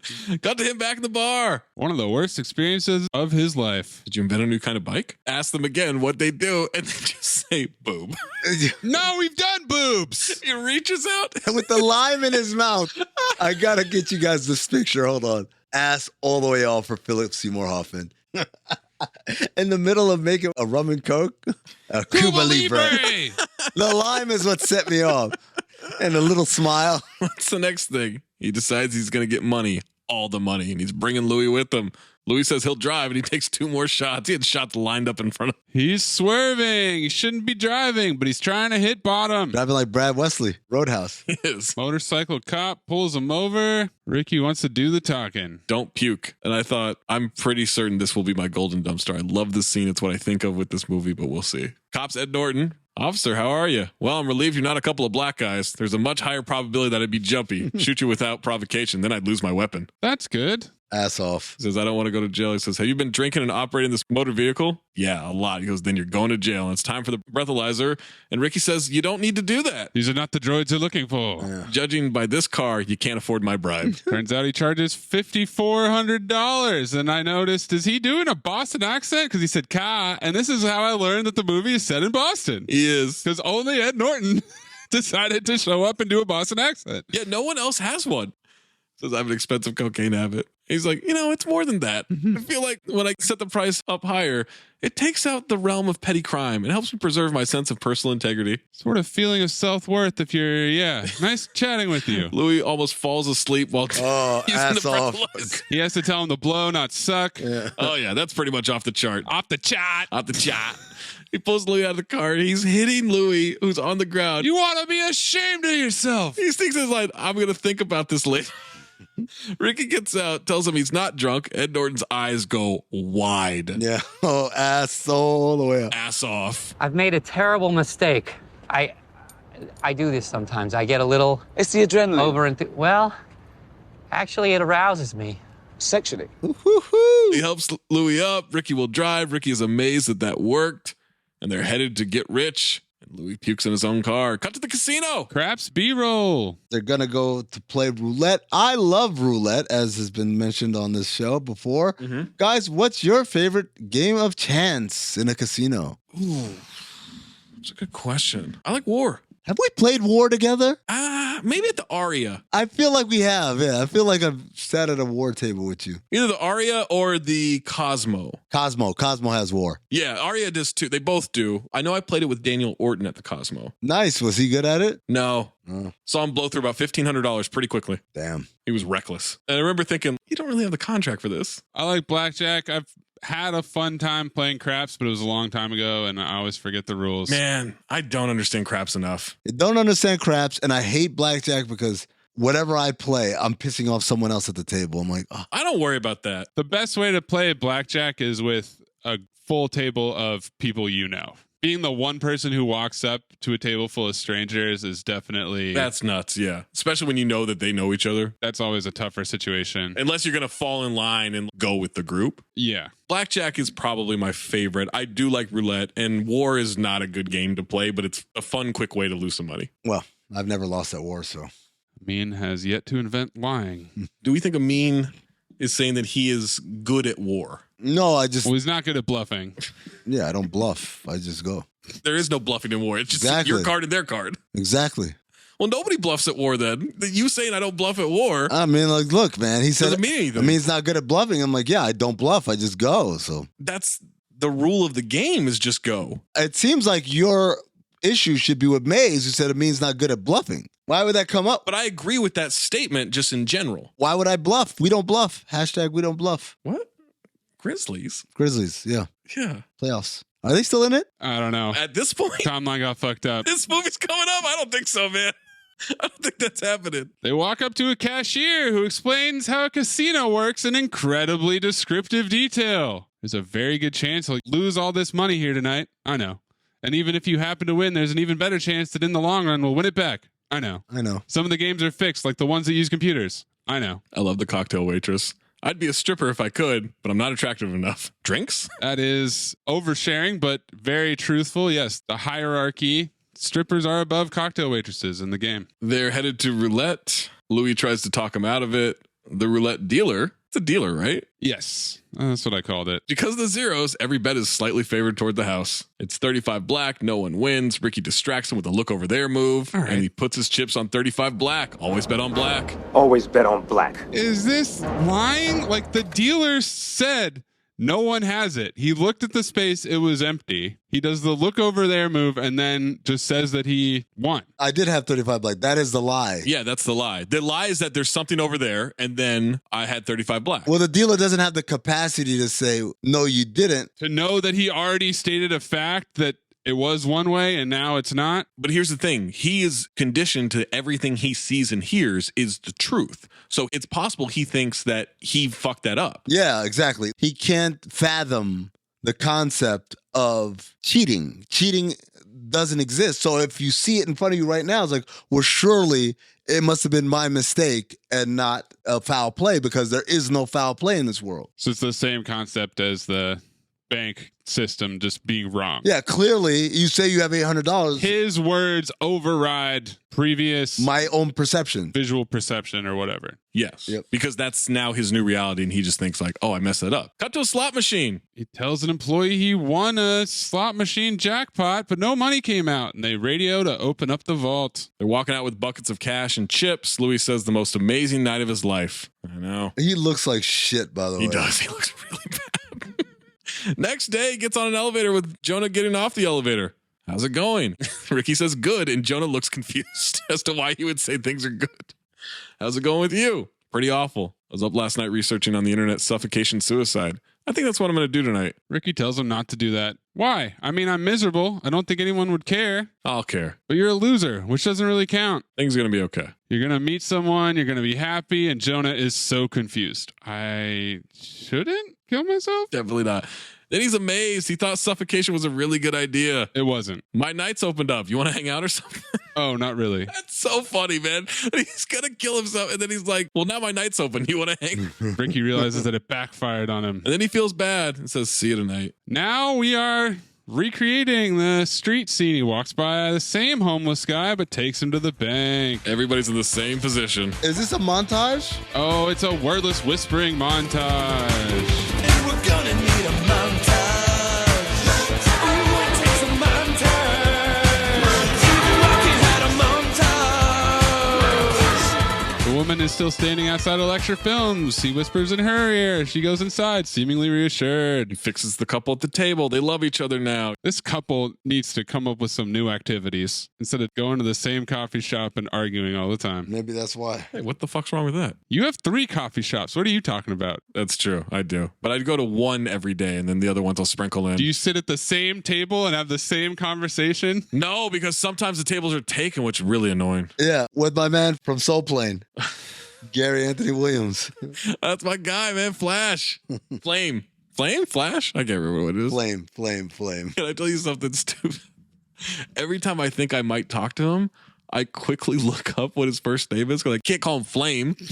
I can't be like, Flame. You asshole, man. And then I can't remember which name is first, Gary Anthony, Gary. I get confused. My man Flame. Goes to the retirement home, whispers to the olds. Then he's drinking butt heavies with Jonah. They're having a delightful time. He calls Anna. Didn't you get my email? The one about not being good enough for you? Yeah, that's the one. Yeah, I got that. Cheers. It's calling for another date. Why would you do that? Says he's different, thinks he's in her league. He's more powerful. She has to see it for herself. He's asking for one teensy-weensy little date. She asked if he's joined a gym. Yeah, what do you mean powerful? It is funny that despite this incredible superpower, something keeps getting in the way. Yeah, it doesn't solve everything, right? He still looks the way he looks. It doesn't solve the questions that people ask. She informs him that most likely this will be their last date. He turns on The Industrial Revolution, written by Brad Kessler. Read by Angelo Badsmith. It's such a funny name. I don't think anyone can write a better screenplay than Brad Kessler. Most esteemed screenwriter of his generation. Now Ricky's got an idea he's going to write, and we got a writing montage. Stays up all night, and then he gets a coffee stain on it, then he's dunking it in coffee. Which he doesn't really need to do. He's trying to age it. Yeah. Well, you don't need to do it because who would deny you? You're like, yeah, I found this. Like, oh, okay. No, but that's the line, right? You get the little details in there. But you don't need to. You have a brand new script that's 700 years old. I don't know. I mean, the coffee really put it over the top. Yeah, exactly. Like, you don't need the details. You could just tell the lie. He marches into Lecture Films. Rob Lowe. Brad's calling him a douchebag. Good luck, douchebag. Secretary stops him. He lies. Lies about having an appointment. Why are you here? When you fired me, I was severely depressed. And Jeffrey Tambridge goes, I knew it. He wandered into the desert, fell asleep under a palm tree. I don't do well with other people's life-changing stories. He saw a thing sticking out of the sand and he unearthed an ancient chest. It's really old, 700 years old. And it held my coffee-stained script. Never before heard event from history from the 1300s. Tambor insists that they don't do Black Plague movies. It's not about the Black Plague. Get excited. Don't tap. Get excited. I love the don't tap. Get very excited because this is one of the best discoveries man has ever discovered. And you can be part of it. Yes, but is there a movie there? The greatest movie Lecture Films has ever made. And then he starts reading. On the very first day of the 14th century, a momentous occasion occurred. A giant flying spaceship crashed down from the skies and landed in the heart of Babylon. What? What? The ninja army unleashed a giant fireball and brought the robot dinosaur to its knees, saving Mars, Earth, and the nude Amazonian alien women, all in one sweeping motion. The Earth was saved. Jebediah and Alina were allowed to marry by alien King Wanglor. It was to be the first human nude Amazonian alien woman wedding, and no expense would be spared. All of Babylon and Mars were invited to join the celebrations. The wedding was held on a brisk summer's day on Mars, and all the survivors of the Great Ninja War and the Black Plague were present. They feasted and danced and laughed, and it was a joyous occasion. The moment the bride and groom kissed, King Wanglor performed a mind wipe on all the humans, thereby erasing all knowledge of these events for about 700 years, until one day a great writer by the name of Mark Bellison would stumble across them in the desert after being fired by his crap boss Anthony, and mocked by Brad and Shelley, two huge douchebags. Lecture Films would go on to make the picture, and it would be a huge success. And Mark would become very wealthy and famous from it. My favorite part is the end of the story. Why would it be? And then this guy gets the script. It's like a never-ending story. It starts telling what he's actually doing. Yeah. The whole company is assembled in Tambor's office. They all clap. Tambor asks what he's going to call it. He pauses first and he says, The Black Plague.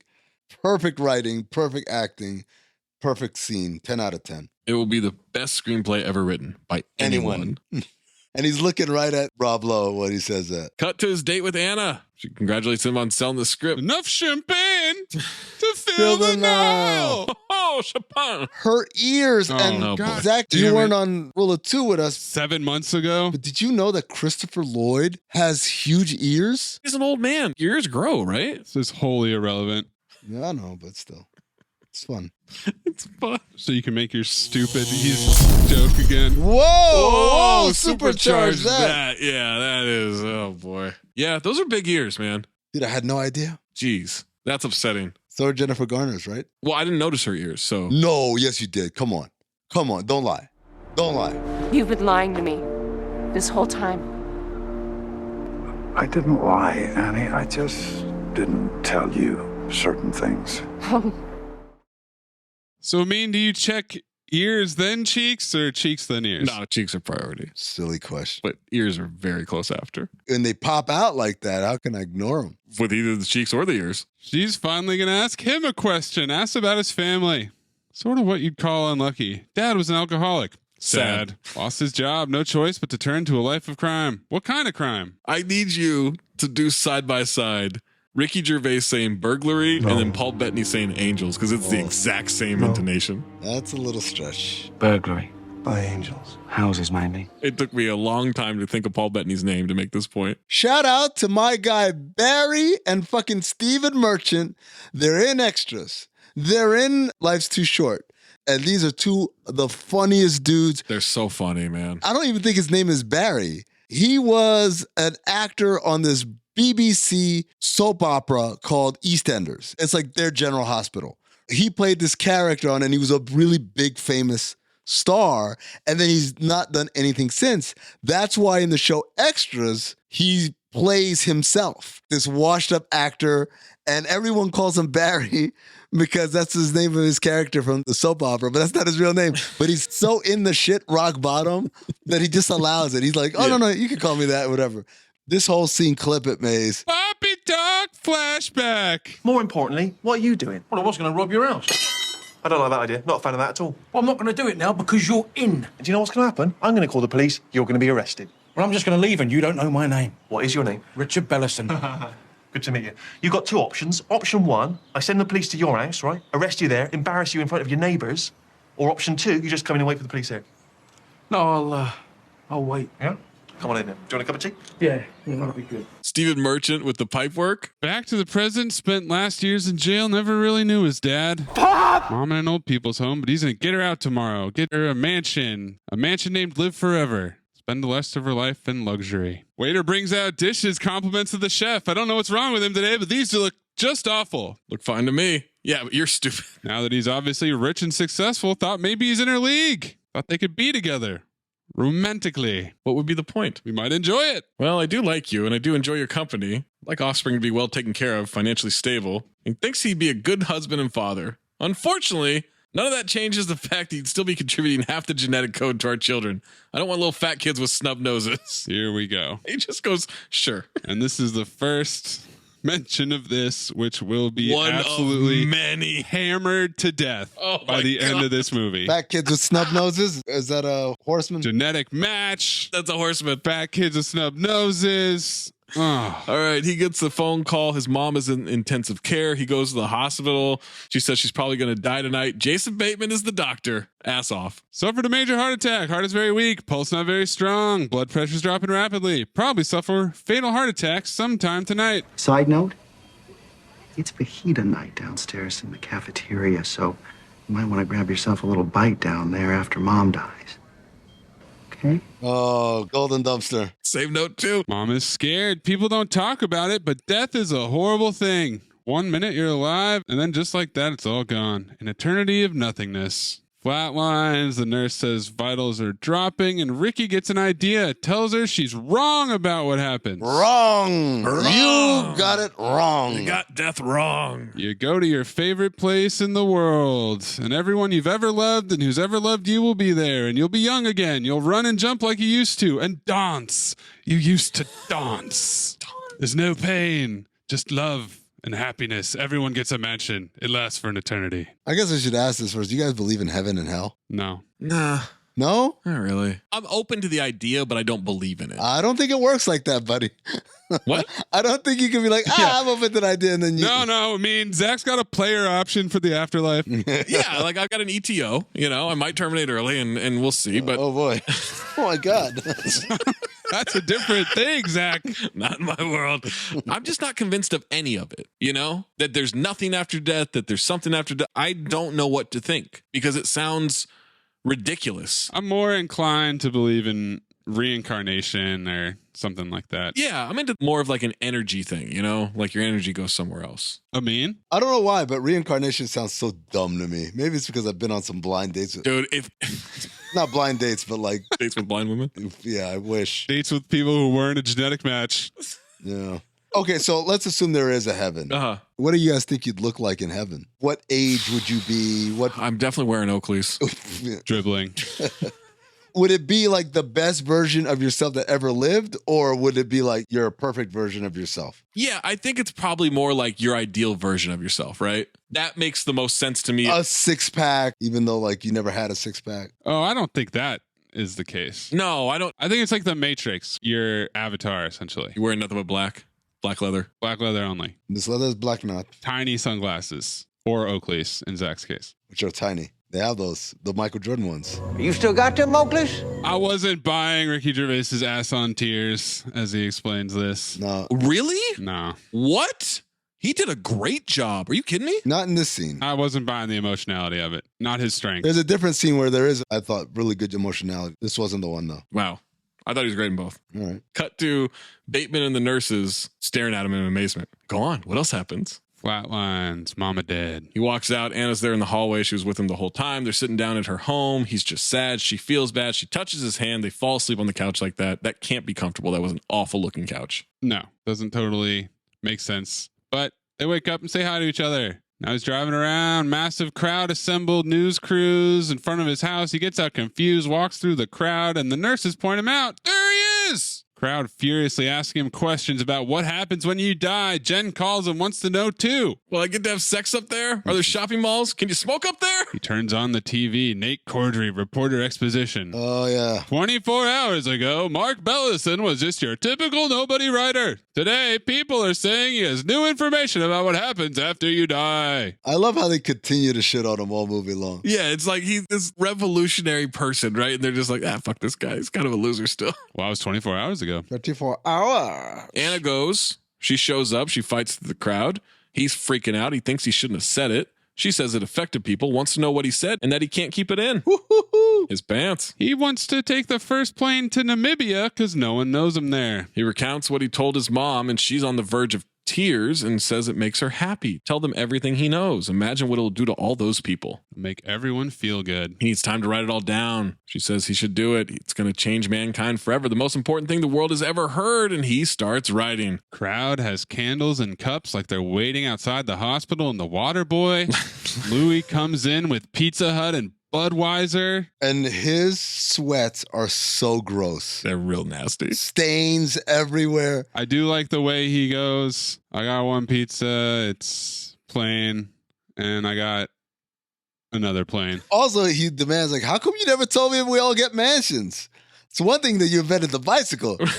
I'm just saying, I've known him for a long time. Yeah. In London, England, they wait. In Rome, Italy, they wait.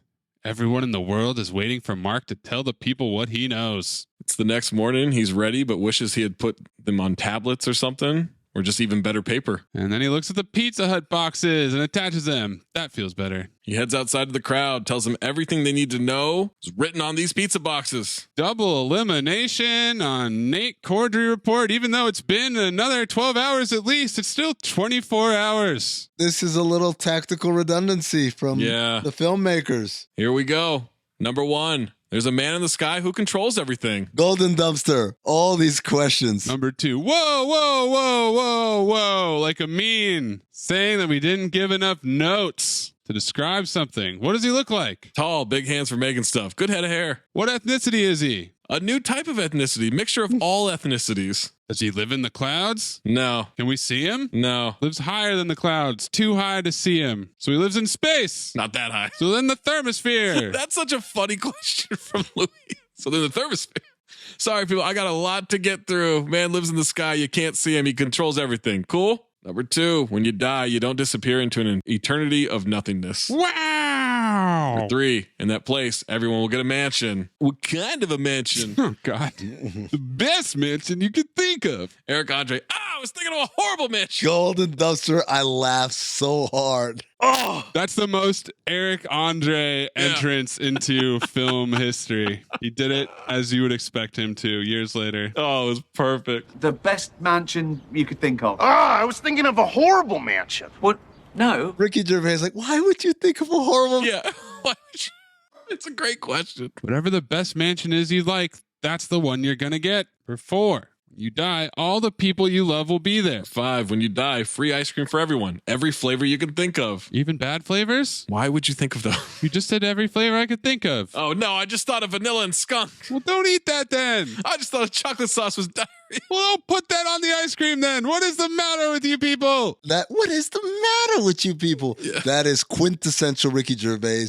He does it in every show, every movie. He hits a point where he just doesn't understand why everyone's a moron, basically. Number 6, if you do bad things, you won't get to go to this great place when you die. Where will you go? A terrible place, the worst place imaginable. What constitutes a bad thing? Awful crimes, rape, murder, things like that. Is punching someone bad? Yes. What if they're trying to hurt you? Then it's fine. Is cursing bad? No. What about being late for work? You might lose your job, but won't affect after you die. What if you forgot to feed your dog? Don't starve your dog. If I do just one bad thing, do I go to the bad place? No. You get 3 chances. 3 bad things, you're out. Like baseball! Crowd wants to know everything that's bad. Is it bad to wear pants? 2 hours later, thank you. The 2 hours later made me laugh so hard. I put emojis for the first time in my notes. I've never used emojis before. Wow, you went crying, laughing emojis? I went crying, laughing, rolling. That's how hard I was laughing. There is no hairstyle that can put you in the bad place. Number 9.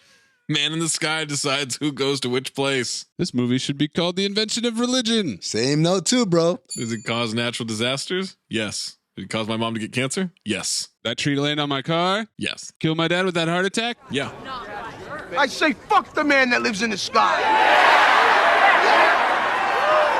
Yeah, that guy's evil. That guy's a coward, hiding up there doing bad things to us. Why doesn't he do it to our faces? We have to stop that evil bastard before he kills us all. The pause as that fat guy looks around and then he says, fuck the man that lives in the sky. He's a coward. Ricky explains he's also responsible for all the good stuff that happened. Saved a guy's life on a fishing trip, killed grandma, and left a woman millions. You betcha. So he's the one that cured my mom's cancer. So he's kind of a good guy, but also kind of a prick, too. Number 10. Even if the man in the sky does bad stuff to you, he makes up for it by giving you an eternity of good stuff after you die. Wow! It's kind of a test. He says that's everything he knows. Everybody around the world is watching. Someone asked how he knows all these things. Because the man in the sky told me. Nurse wants to know why they're just finding out now, millions of years into our existence. Because he forgot. Newspaper's position montage. Yes, sir. Seen that too. Clip Mr. Blue Sky by Electric Light Orchestra. This is also the song and Role Models. Sun is shining in the sky. There ain't a cloud in sight. It stopped raining. Everybody's in the play. And don't you know, it's a beautiful new day. Hey, running down the avenue. See how the sun shines brightly in the city. On the streets where once was pretty Mr. Blue Sky is living here today. Hey, Mr. Blue Sky, please tell us why you had to hide away for so long. Where did we go wrong? Mr. Blue Sky, please tell us why you had to hide away for so long. Where did we go wrong? Mansions for everyone. NASA's searching for man in the sky. Finally, a reason to be good. Man in sky continues to give babies AIDS. Man in sky murders 40,000 with tsunami. Man in sky allows women to live to 104. Workplace productivity down 14%. Everyone thinking about mansions. Tsunami's very whatever we said, the aughts. That's the name of this. Yeah, you ought to know. That was such a top of mind thing because of that tsunami, obviously, that hit. Oh, yeah. It turned into this thing that people talked about incessantly. Workplace productivity down 14%. Everyone thinking about mansions, and he's Time Person of the Year. He gives Anthony the script. He was watching Christopher Guest reading it. Still montaging. Rob Lowe's glaring at him. He's pushing up on Anna. Ricky buys a big ass house. He's walking with Jen. They're drinking champagne. In the limo. Going to Black Plague premiere. Another headline. It shatters all records. Wins award for best film. More champagne. Got to Ricky and Anna sitting on the beach. Beach bench. Oh, bench. Tells Jen about the time he saved a baby from a burning building. And then there was a bear. Oh. There was a burning building and a bear? What? He is so ass off. Every time he tells her a lie, Yeah. her like look of disbelief, childlike. Her reaction is perfect. She's so good. This is actually the part of the movie where I think her performance really takes off after she's let go of being like stuck up or whatever. Mm-hmm. And she's almost naive child style, kind of believing of everything he said. Child style.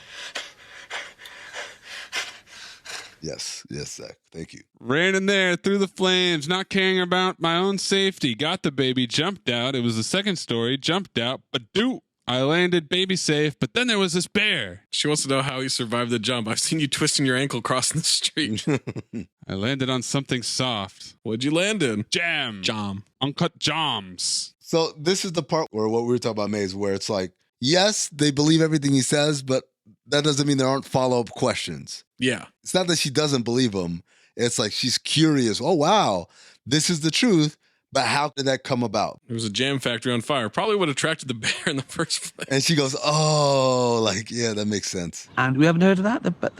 The burning building baby bear factory jam incident? Shoot, no. Yeah, classic. He has to look off to the side to recite it all. He's going to try to describe the bear. He points at a fat guy on a blanket asleep in the park. That happy chap over there. Sleeping ugly fatty? He's not happy. He's a loser. How do you know? What do you mean? Look at him. He's a loser. He could be the world's greatest poet. Well, he probably is a loser. It doesn't have to be. The way she shakes her head when he says he could be the world's greatest poet, she's just like, no. The guy eats his sandwich without waking up. Points at another guy in the park and asks what she sees. Short, sweaty, bald guy. And then she waves and goes, hi. He goes, well, don't wave at them. Ricky says he could be a high-powered businessman. What's over there? She sees two nerdy losers in hats. Good observational skills. Wants her to look beyond their appearance. They're holding hands. They're in love. She wants him to tell her what he sees in her. Pretty, wonderful smile. Well, that's what everyone sees. I wasn't finished. You're the sweetest, most caring person I know. And he talks about her freckle. Call back to what she said on their first date. You're the most wonderful person I've ever met. He wants her to say what she sees when she looks at him. You're chubby and you have a snub nose. Yep, that's about it. You're smart, kind, sweetest man I've ever met. Definitely the most interesting person I know. Fun to be with. See the world nobody else sees. Best friend. Makes her happier than anyone she's ever known.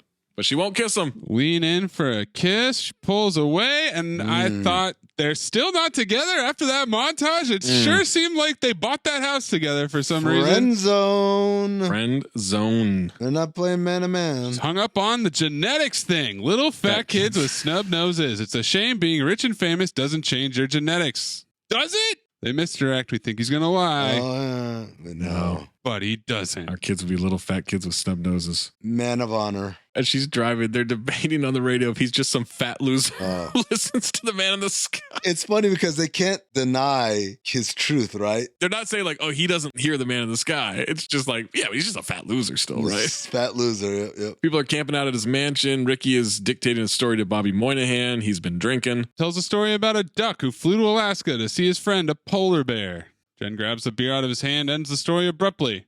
That's a strange ending. It's a story for kids. Whatever. Kids will love it, won't they?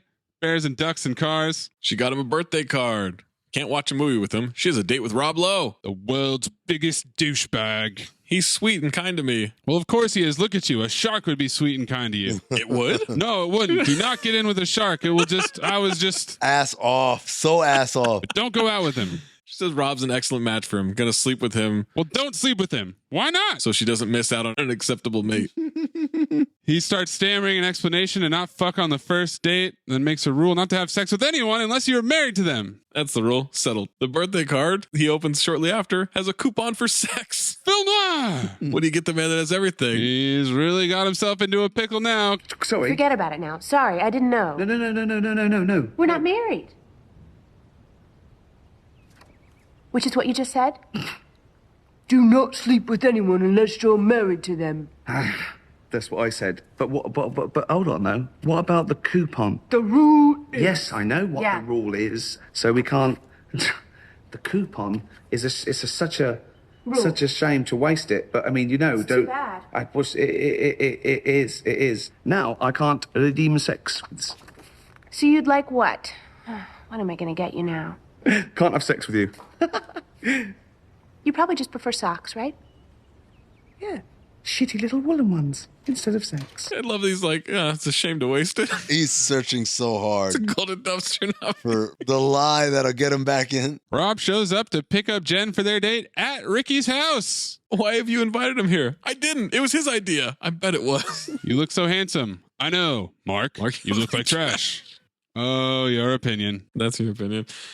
Let's go have some fun. She explains the birthday coupon for sex. He grabs it and says, may I? Plucks it out of Ricky's hand. I love that. Maybe they'll get married. Maybe we just will. And the look on her face. Oh, she's so excited. Like, I'll call you. Oh, what? Ricky, I'm not happy about that. Cut to the date. Rob received a promotion. Gets the first century plus the 18th, the 19th, and 20th century, bitch. Yeah, save note too. No other writers ever had that many centuries, bitch, let alone 4 of the most popular ones. Mark never had more than 1 century. Points out his genetics, his confidence, his charisma. He sends back a bottle of wine, not because it's turned, but because I want to appear discerning and powerful. And the waiter is smitten. Oh my God. Horny. Tension on one side of that. He orders her the Caesar salad because he doesn't want her to get fat. He gets himself a filet rare because it's expensive, it tastes good, and I'm important. Maybe we could add some chicken. No.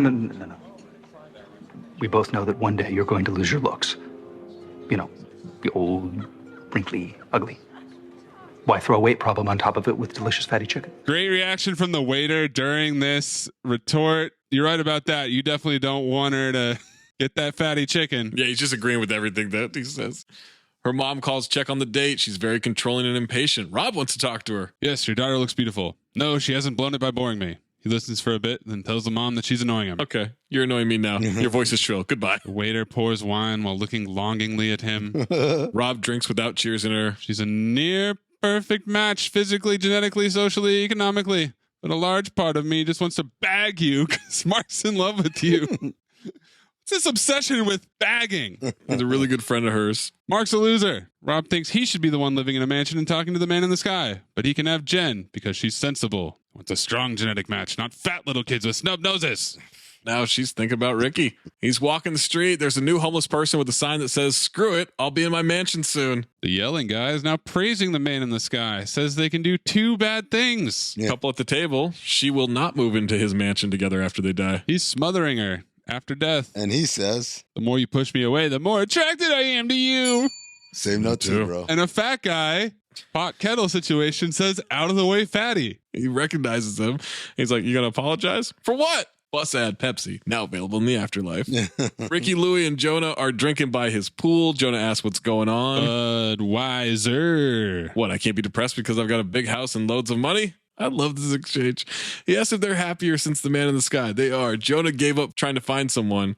If he gets eternal happiness when he dies, that'll be great because it's eternal. Just happy that'll happen. Drinking in a small apartment, watching TV until then. And Ricky says it sounds like a long, miserable life. And he says, well, it won't be long because the more I drink, the faster I die. Just waiting for that mansion, you know? And then Louis goes, "That's what I'm talking about." Brilliant. Ricky's on TV doing an interview. He says the man in the sky is speaking to him now. What's he saying? What's that? Saying, "Why are you speaking to that idiot?" And I'm saying back, "I'll give him a chance." Jen laughs. She's watching with her mom, who's shitting on Ricky, saying he's not good enough to be her friend. What if I wanted him to be more than just my friend? Man in the sky forbid. That really caught on fast. That's great. I love that line, yeah. That's a great little turn of phrase. Yeah. Says he's still a loser and their kids would be too. Losers are losers. That's all they'll ever be. He's smart. He's funny. He's kind. He's loving. A lot of telling, not showing. They just assume that they're really great friends here. Mom gets the phone out to call Brad Kessler, insists that Jen speak to him. Don't blow this. Ricky's at a gravesite. It's his mom's. It says, "Lived an average life for a woman of her time." You know what I thought about? Have we lived average lives? Have I lived an average life? No. I think it's above average, right? I think it's above average, but I don't think it's like high above average, you know? It's good. Average for America? Average for the whole world? Well, for the whole world, way above average. Obviously, way above average. Yeah, come on. For America, I think kind of above average, right? Am I assuming too much? We all make more money than the average, right? Right, yeah. I think we make more in our field than the average. We've had success. Only one of us isn't a permanent renter. The experiences, I think, more than anything. Yeah. I've experienced way more than what I think the average person experiences. Yeah. What would the average person be? Well, see, I was thinking about that. It's like, because at first, like, yeah, of course I've lived an average life, right? Like, of course, what are you talking about? But I'm like, the average person doesn't fucking... Worked in the NBA, you've been on TV. Yeah, and I like Shaq stories and go to Dreamville Fest and have backstage access everywhere. And, you know... the humility is quickly slipping away. I'm just saying. This became something he wanted to brag about himself. I don't. Been to Star Wars Celebration 4 times. I mean, 3 times. But what the fuck is that? It's the Comic-Con for Star Wars. It's a big circle jerk. Goodness. With lightsabers. Not a circle jerk. That's where we learn about all the new things that come out. And then circle jerk. Sorry, hexagonal jerk. I've been to red carpet premieres and like... Okay, he's back. Yeah, that is. Look at me, Louie. I'm just saying, these aren't... I asked you a question, which was, what is the average person? And all you did was start talking about yourself. And you just started talking about all the shit that you do. Yeah, just asking, you know, that's my curiosity at work. Uh-huh. Sorry. Maybe that's above average too. Do you just want compliments right now? What's going on? No. Are you okay? I want to know, am I living an above average life? No. A significantly above average life. Now we've shoehorned the word significantly in there. Just broke out that crowbar and wedged in a significantly, huh? Kind of feel like it's pretty significant, what I've just described. Uh-huh. It's not a little above average, right? That's a lot. Yeah. Good for you, man. Good for you. Good for you. What's the end game, Spence? What are you looking for here? Just a yes? I mean, I suppose. Well, you know, what do you guys think? I'm trying to figure out what the fucking average life would be. What an average person would be. No, I meant about my life. You think my life is significantly above average? Ricky is talking to his dead mom. No, she can't hear him. Not up there in a mansion. She's right here in the ground. And he's the only person in the world who knows that. He's not happy because no one listens to what they really want. That's why I'll always be a loser. That's why I'll always be alone. Jesus, get over yourself, man. The seasons change. How much time do we think went by? It's at least 6 months. I don't know. It could be multiple years. Because it goes winter into spring. And then it gets dark again, so I assume that's supposed to be winter again? We got the 2 hours later, but we couldn't get a 6 months later, huh? Wasn't in the budget. Upset about that, yeah. Not to Zach's liking. He's asleep in bed. The doorbell rings. He goes downstairs, drapes himself in a sheet. We don't see his face, and film noir! He's Jesus. Or he just looks like me. Long hair and a beard. No fedora. Yep. Not black. But it's fat. Yeah, he is a fat loser with snub nose. And yet, Nell Minot, huh? Just right above her head. Didn't catch it, yeah. Didn't catch it. He hasn't seen her much lately. She's been busy, and he never answers his phone. She's getting married. Wanted to give him an invitation. Don't do it. The wedding is tomorrow. No, don't do it. Clip it, Mace. Wow, no. I will not. I still will not. No. No, don't do it. No.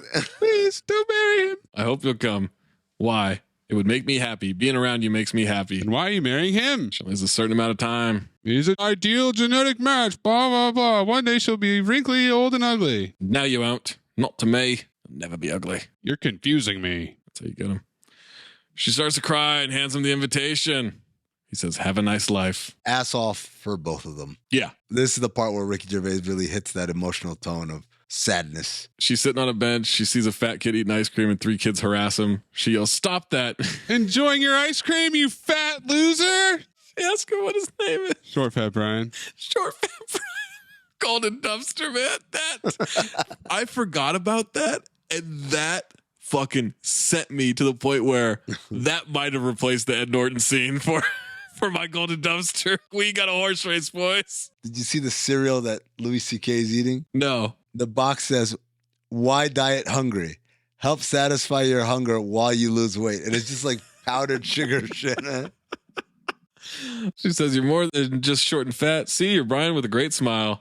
Ricky's in bed. He hears Louis making noise. He gets up, sees himself in the mirror, walks back into the bedroom, and Louis is suited and booted. He's got a suit for Ricky on the bed, and he hands him a razor and says, you haven't lost yet, man. Church bells. He's got short hair and clean shaven again. The church sign says, A quiet place to think about the man in the sky. Jen's walking down the aisle. She sees Ricky sitting very close to the front. And in the back of this church, there's a big 3-panel painting of Ricky holding the pizza boxes on the wall. Did you notice that the priest, or the guy who's efficient, John Hodgman, who is the PC from the Mac versus PC commercials of the aughts? Yeah, it's on the Daily Show. He's wearing a crucifix, but the crucifix is like a silhouette of Ricky holding the 2 pizza boxes. Oh, I missed that. That means someone has that prop somewhere. Probably Ricky. Oh, God, that would be a great little item to have. 2 attractive young people have come to the conclusion that this wedding will be mutually beneficial, that their genetic matchup will be most likely to produce favorable offspring and a lifetime of financial stability and physical security. Brad, do you agree to stay with Anna as long as you want to? Protect your offspring as long as you can. I do.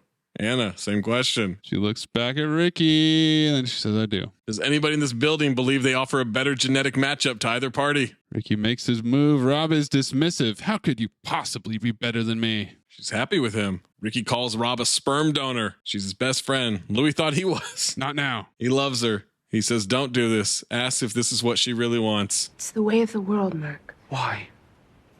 Why does it have to be? Who says your kid to be better than mine? Who says that a strong jawline or a fast metabolism or a muscular physique? He's also taller. No, I know, but I'm just, please, man. Who says those traits will make your kids better than mine or happier? I love our children. And who says you'll make a better husband just because you come from a more privileged family or a better genetic line? It's... She's a prize on your arm. And your kids will be too. Louis says Rob's taller. Be quiet. I got this. Please, man. That last please, man. Yeah. If she says this is what she really wants, he'll go. Hodgman says it's not up to them to decide what they get in life. That's up to the man in the sky. They all want him to ask the man in the sky what's best for her. And he says no, and he walks out. Rob wants to know if they're married yet because he has plans later. We get a wide shot of Ricky walking away, and then Anna comes out, wants to know what the man in the sky thinks. Says, I did a bad thing. She goes, that's okay. You're allowed 3. No, you don't understand. There is no man in the sky. What? Why'd you say there was? I couldn't stand the look on my mom's face and she was dying, and things just escalated. Like the Zack Snyder situation. Don't know how else to say this. Hulk absolutely railing a woman from the back. How did you say something that wasn't? I don't know. I just did. I just can't. Or when I asked you if being rich and successful and famous changed your genetics, why didn't you just say yes? Because it wouldn't count. She wants little fat kids with snub noses. I'm your man. Pan up to the man in the sky and says, so that's it. I got the girl. Anna and I are very happy together, by the way. Give a little bit. She still doesn't understand how I said or did all those things. No one does. I'm still the only person who can tell a lie. Actually, that's not entirely true. She serves a plate of burnt veggies with some cum-like substance on it. The texture, the flavor, the color, the consistency, and he unenthusiastically says it's definitely cum-like. It's definitely cum. Kid makes a disgusted face too, says it tastes so good. They high five. She's pregnant, gets more bread. Family banter about eating more. Credits. Roll credits. Ass on for this kid. Lock him in. That's my pick. It's young Dewey Cox. Yep. From Mark Hart. No Tony Medley for this one, which disappointed me. Don't get it. It would have been right in his wheelhouse of hating. Oh, God, Gervais? Are you kidding me? Not only Gervais, but also anti-religion. Mm-hmm. The left's done it again. Breaking financial news. The market is markedly down today. This just in. Inflation sensation is the Breaking news. The latest financial bubble. Will it pop? JP Morgan Wealth Management knows the world is full of financial noise. Non-fungible tokens take ride to the moon. Using insights from a team of global experts, our advisors can help create a strategy based on your goals and keep you on track. Go to jpmorgan.com/advice to schedule a free investment checkup. JP Morgan Wealth Management offers investment products and services through JP Morgan Securities LLC, member FINRA/SIPC. This episode is brought to you by Klaviyo, the platform that powers smarter digital relationships. With Klaviyo, you can activate all your customer data in real time, connect seamlessly with your customers across all channels, guide your marketing strategy with AI-powered insights, recommendations, and automated assistance. Deliver experiences that feel individually designed at scale and grow your business faster.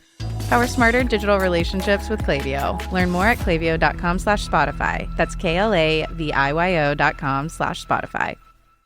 If you care about the state of the world and want to set it on a better course, we have a solution that may be somewhat surprising.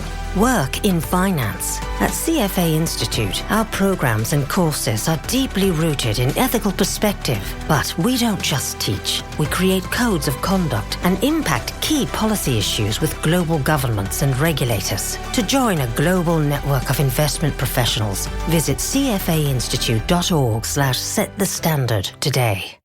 Who cares if you lose the game? You got this off your chest. I mean, it's just one night of bar trivia. One night of bar trivia is sacrosanct to us. Trivia is sacrosanct. When trying to secure Philip Seymour Hoffman for his cameo, his agent claimed he was too busy, so Ricky Gervais requested his email address and sent him the following. Quote, "Dear Philip, will you please appear in my new film? There is very little money involved as I spent the budget on testicular implants, but don't look upon them as my testicles, look at them as our testicles." Philip Seymour Hoffman couldn't refuse after that. He made him a testicle joke he couldn't refuse. So there's a deleted scene on the DVD where they show the invention of lying happened with a caveman. And so Ricky is essentially the descendant of this caveman. Oh. This scene has Carl Pilkington as a cameo, which is incredible. I love Carl Pilkington. Of course he would be a caveman. Now, Ricky insisted that Louis C.K. shave off his goatee because he needed to look like a caveman for the opening scene. Louis was very reluctant, but he eventually shaved it off. The caveman scene was filmed, but it was deleted from the main feature, as I mentioned. So Louis just shaved his goatee for no reason. Mark has 4 tapes that we see in one shot: irritating rock, white noise, Brit ballads, and Irish mumbling. Ricky Gervais sponsored an online Photoshop contest related to the movie theme by asking contestants to edit known movie posters to tell the truth to the audience. And that's the thing that I sent you that was the Bingo Rambo Dumbo. He's back. Why? I don't know. The film was released theatrically in France with its original title, but by the time it was released on DVD, this was changed to Mythoman, which is a play on words. The French word mythomane means pathological liar. There it is. The Ricky Gervais character name is Marc Bellisson, which appears on his office door as M. Bellisson. This may be a play on the French word embellisson, which means someone who beautifies reality or embellishes. Matthew Robinson's original idea for a feature film grew from a script he wrote about two people on a date who do not have the ability to lie. He expanded it into a full script titled This Side of Truth at the time, which was included in the 2007 official blacklist. He sent Ricky Gervais the script out of the blue. Gervais loved it and flew him out to London to make the movie. I'd like you all to do an experiment on a plant, something that may benefit mankind. And if you devise something that groundbreaking, I guarantee you a A in this course. Whoa, hold on, man. You following me? You can't do that, Lionel. Look, man, if you don't want me to have a foreman job, I understand, but I need my fucking job, man. Louis Pinnock Accent Award. I got one. Got Edward Norton, Boston accent, and the moment when Jen mocks Ricky's accent. No, it's Ed Norton. It's Ed Norton, yeah. The only man who got the note that this takes place in fucking Boston. I don't even know if he got the note. He just knew where they were shooting. Yeah. And he's just like, all right, I'm a cop here. I'm done. He's a professional actor, which is why he has almost no eligible movies. Let's show me who the horsemen are, guys. Yeah, we got soul.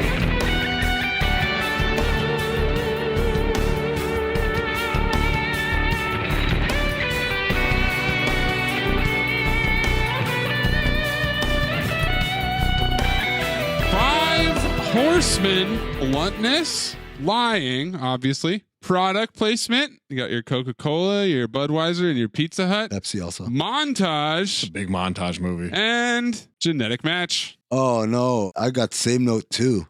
There were so many same note 2s. I've never had that many same note 2s. Well, I feel like because I don't have the same note here, it would feel pretty ironic. I did, though. I had a lot of same notes. Maybe that's just for the episode, though. Okay. In that case, I would say genetic match. Lying? To be fair, he kind of cools it on the line. Yeah. After the man in the sky thing. Yeah. He doesn't really do too much of that the rest of the movie. That's when genetic match takes over.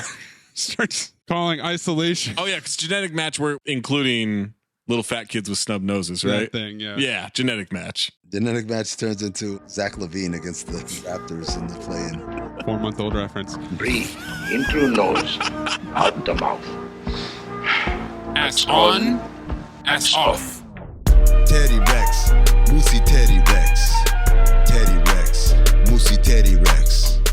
Ass on, fuck it, ass off. Ass on, fuck it, ass off.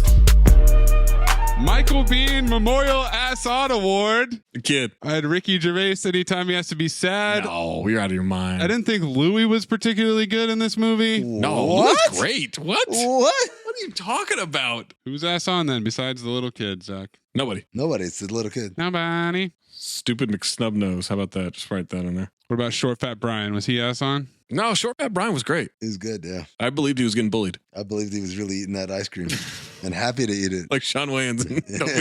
Don't be a minute. Easy, Zach. We like to have fun here. Carl Weathers Memorial Ass Off Award. This is a loaded category. You know what? Let's go through the nominees, but I actually think it's pretty straightforward. I have one selection. I actually think we have the same selection. It's so many one and done cameos. You can really take whoever you want. I'm going to throw out Rob Lowe as my pick. I'm going to say Jen Garner. Yeah, to me, it came down to Louis and Jen Garner, but Jen Garner towards the end of the movie, every reaction she has is so on point. When he says maybe we will get married. We'll get married? Oh my God, the look she gives Ricky.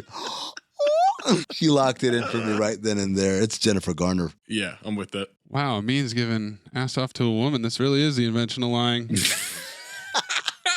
Are you good at keeping secrets? Absolutely. Because I've got a present for you. Secret present outside by the dumpster. Is it a baseball mitt? To fit you like a baseball mitt, like a glove. I hope. Golden Dumpster nominees. The Coke commercial. Oh my God, that was so good. This is the stat category. Them shitting on him when he gets fired. Fatty fat bingo. The whole conversation with Tina Fey when we get introduced to her. Trying to explain lying to Louis and Philip Seymour Hoffman at the bar. Edward Norton, the cop, pulling over the car. The Black Plague screenplay. Vanilla and skunks flavored ice cream. The sex coupon. And Short Fat Brian. I also have Ricky looking at women when he leaves the bar. He's looking around. Ricky at the motel saying, "Let's have a drink." You'd like $10 for a beer. But to me, there were two things that made me laugh harder than I expected to laugh, because I laughed a lot in this movie, obviously. One was the full screen of 2 hours later with the laughing emojis. And the other was Eric Andre. Oh, I was thinking of a horrible mansion.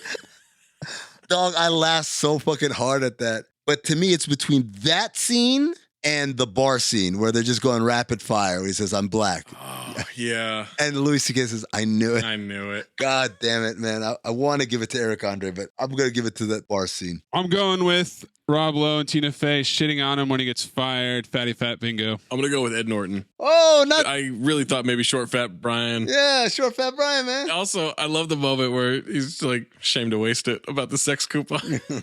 So good. And the $10 beer is so good. And the bar scene's so good. Like everything you guys mentioned. But Ed Norton's still the scene that I think of the most with this movie. And especially when he's like, "I'm relieved you're not two black guys." It's the complete opposite of the cop and Homie Spumoni. Yes. Yes. No one called anyone an SP. And then when he says he's not drunk, the look on Ed Norton's face of horror of like, "What am I done? I've made a terrible mistake." Yes. Oh my God. It's so good. So yeah, I'll go Ed Norton on that scene. All right. Amin, you picked a motherfucker. Motherfucker. I like that. Fober file. I picked it, motherfucker, and I filed it, motherfucker, a week ago. This is a slam dunk. This is one of my favorite movies, and I can't believe how modest of a success it was. Maybe not at the box office, but to this day, a lot of people have never heard of this movie. Oh my God. This is a great movie, and it's one of those movies where, yes, it has a lot of cameos, but everybody nails their cameo. Yeah. I can't believe all the people complain, and usually I do get distracted. Not last week, but a few weeks ago on Rule of Two, I talked about Lizzo and Jack Black being cameos on The Mandalorian, and I was like, this is dumb. Why are we doing this? But this was not that. This was perfection. It's a strong file. File for me. I filed it last week as well, I believe. The only question I had in this whole thing was whether or not Mayes will sweep it or whether he'll block it. So Mayes, Fober file. It's a really great concept. Here we go. The invention of lying. Here we go. As Matthew Robinson started with the idea of a date where people couldn't lie to each other. And then they expanded and they expanded. Great cast, even as you said, if it's people coming in and doing one scene cameos, Ricky Gervais emptying his Rolodex of everybody he could get into this movie.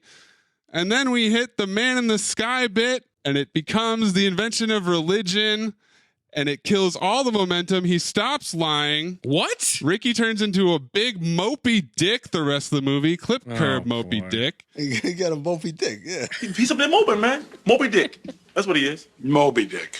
No, Moby Dick. No, it's called Moby Dick. Who fucking Moby Dick? Moby Dick's the book by Melville. Where were you getting Moby Dick from? Moby Dick, man. His dick is moping. Oh, literally Moby Dick. Yeah, Moby okay. Dick.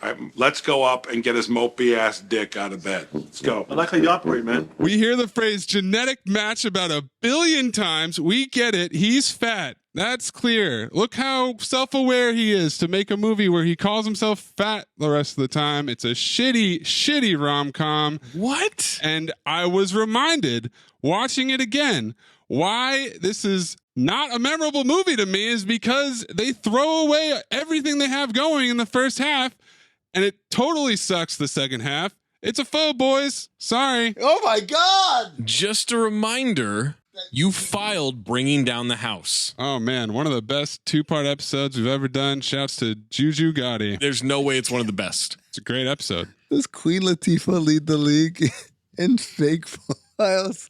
Wow, did you just confess something to me? I fucking know it. Is there something you'd like to share? I know it. You can't lie. Just didn't tell you certain things. I fucking know it.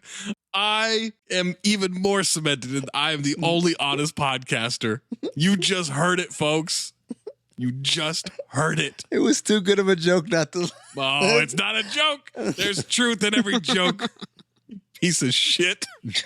Send all all the awards at Talk Hoops, at Darth Amin, at Corn Puzzle. Leave them in the reviews. Update your review every time with what you thought of the Golden Dumpsters and the ass on, ass off, all that stuff. But don't necessarily recommend theme months anymore. No, look, we start getting some good theme months in here. Who knows what 2024 is going to bring about? We don't know, guys. Is that when this episode is coming out? Because the timeline got fucked up? The timeline might be accurate on that one. I think that's where we're going with this. Next time we make love, you introduce me to Jade.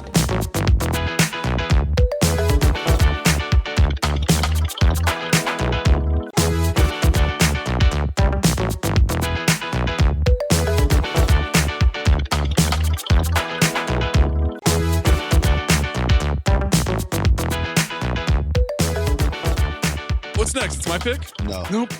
As usual, it is not. It is my pick. Well, not as usual. It's my pick 1 out of every 3 times. Every time that it's my pick, you say, is it my pick? Doesn't it just feel like I go after Amin on this thing? Which is weird because you never have. You never have, but I think you want to. First 2 episodes. Amin picked, then I picked. Amin picked, and I picked. The first 2 episodes of like the podcast? Yeah. So don't say never. 300 years ago? What are you talking about? Yeah, by the time this episode comes out, it's about 35 actual years ago. Very exciting cast, right, in this movie. And you say, I'm sure there's a lot of options. And I would say that I was actually overwhelmed, disappointed in the number of things that were available based on the cast, just looking at it straight up. What? Wait, what do you mean? Are you saying like they're just too good? Jason Bateman, right? Very exciting. But then you look at his resume, you cross off what we've already done, and it really comes down to like Office Christmas Party and The Change Up. File. Yeah, File. Which are both considerations. But there is one person who gave us 2 surefire bangers that I've wanted to do for a long time, and then it came down to what is available. Queen Latifah? No, it's not Queen Latifah. She's not in this movie, I mean. We are doing the 2006 comedy, thanks to Jonah Hill, Accepted. Yes! Oh, I've been waiting to do this one. The movie from the beginning of the podcast. Oh, man. I used to own this on DVD. I would watch it a lot. I would pop that thing in the DVD player a lot. I had it too from Hollywood Video. I never returned it. Never returned it. Yep. They went out of business. The late fees brought them down. They went down with late fees. Somewhere by the Hollywood side where their headquarters is. The president was like, sorry, guys. It was a hell of a run. We're going to have to shut it down. The El Hassan account has sunk us finally.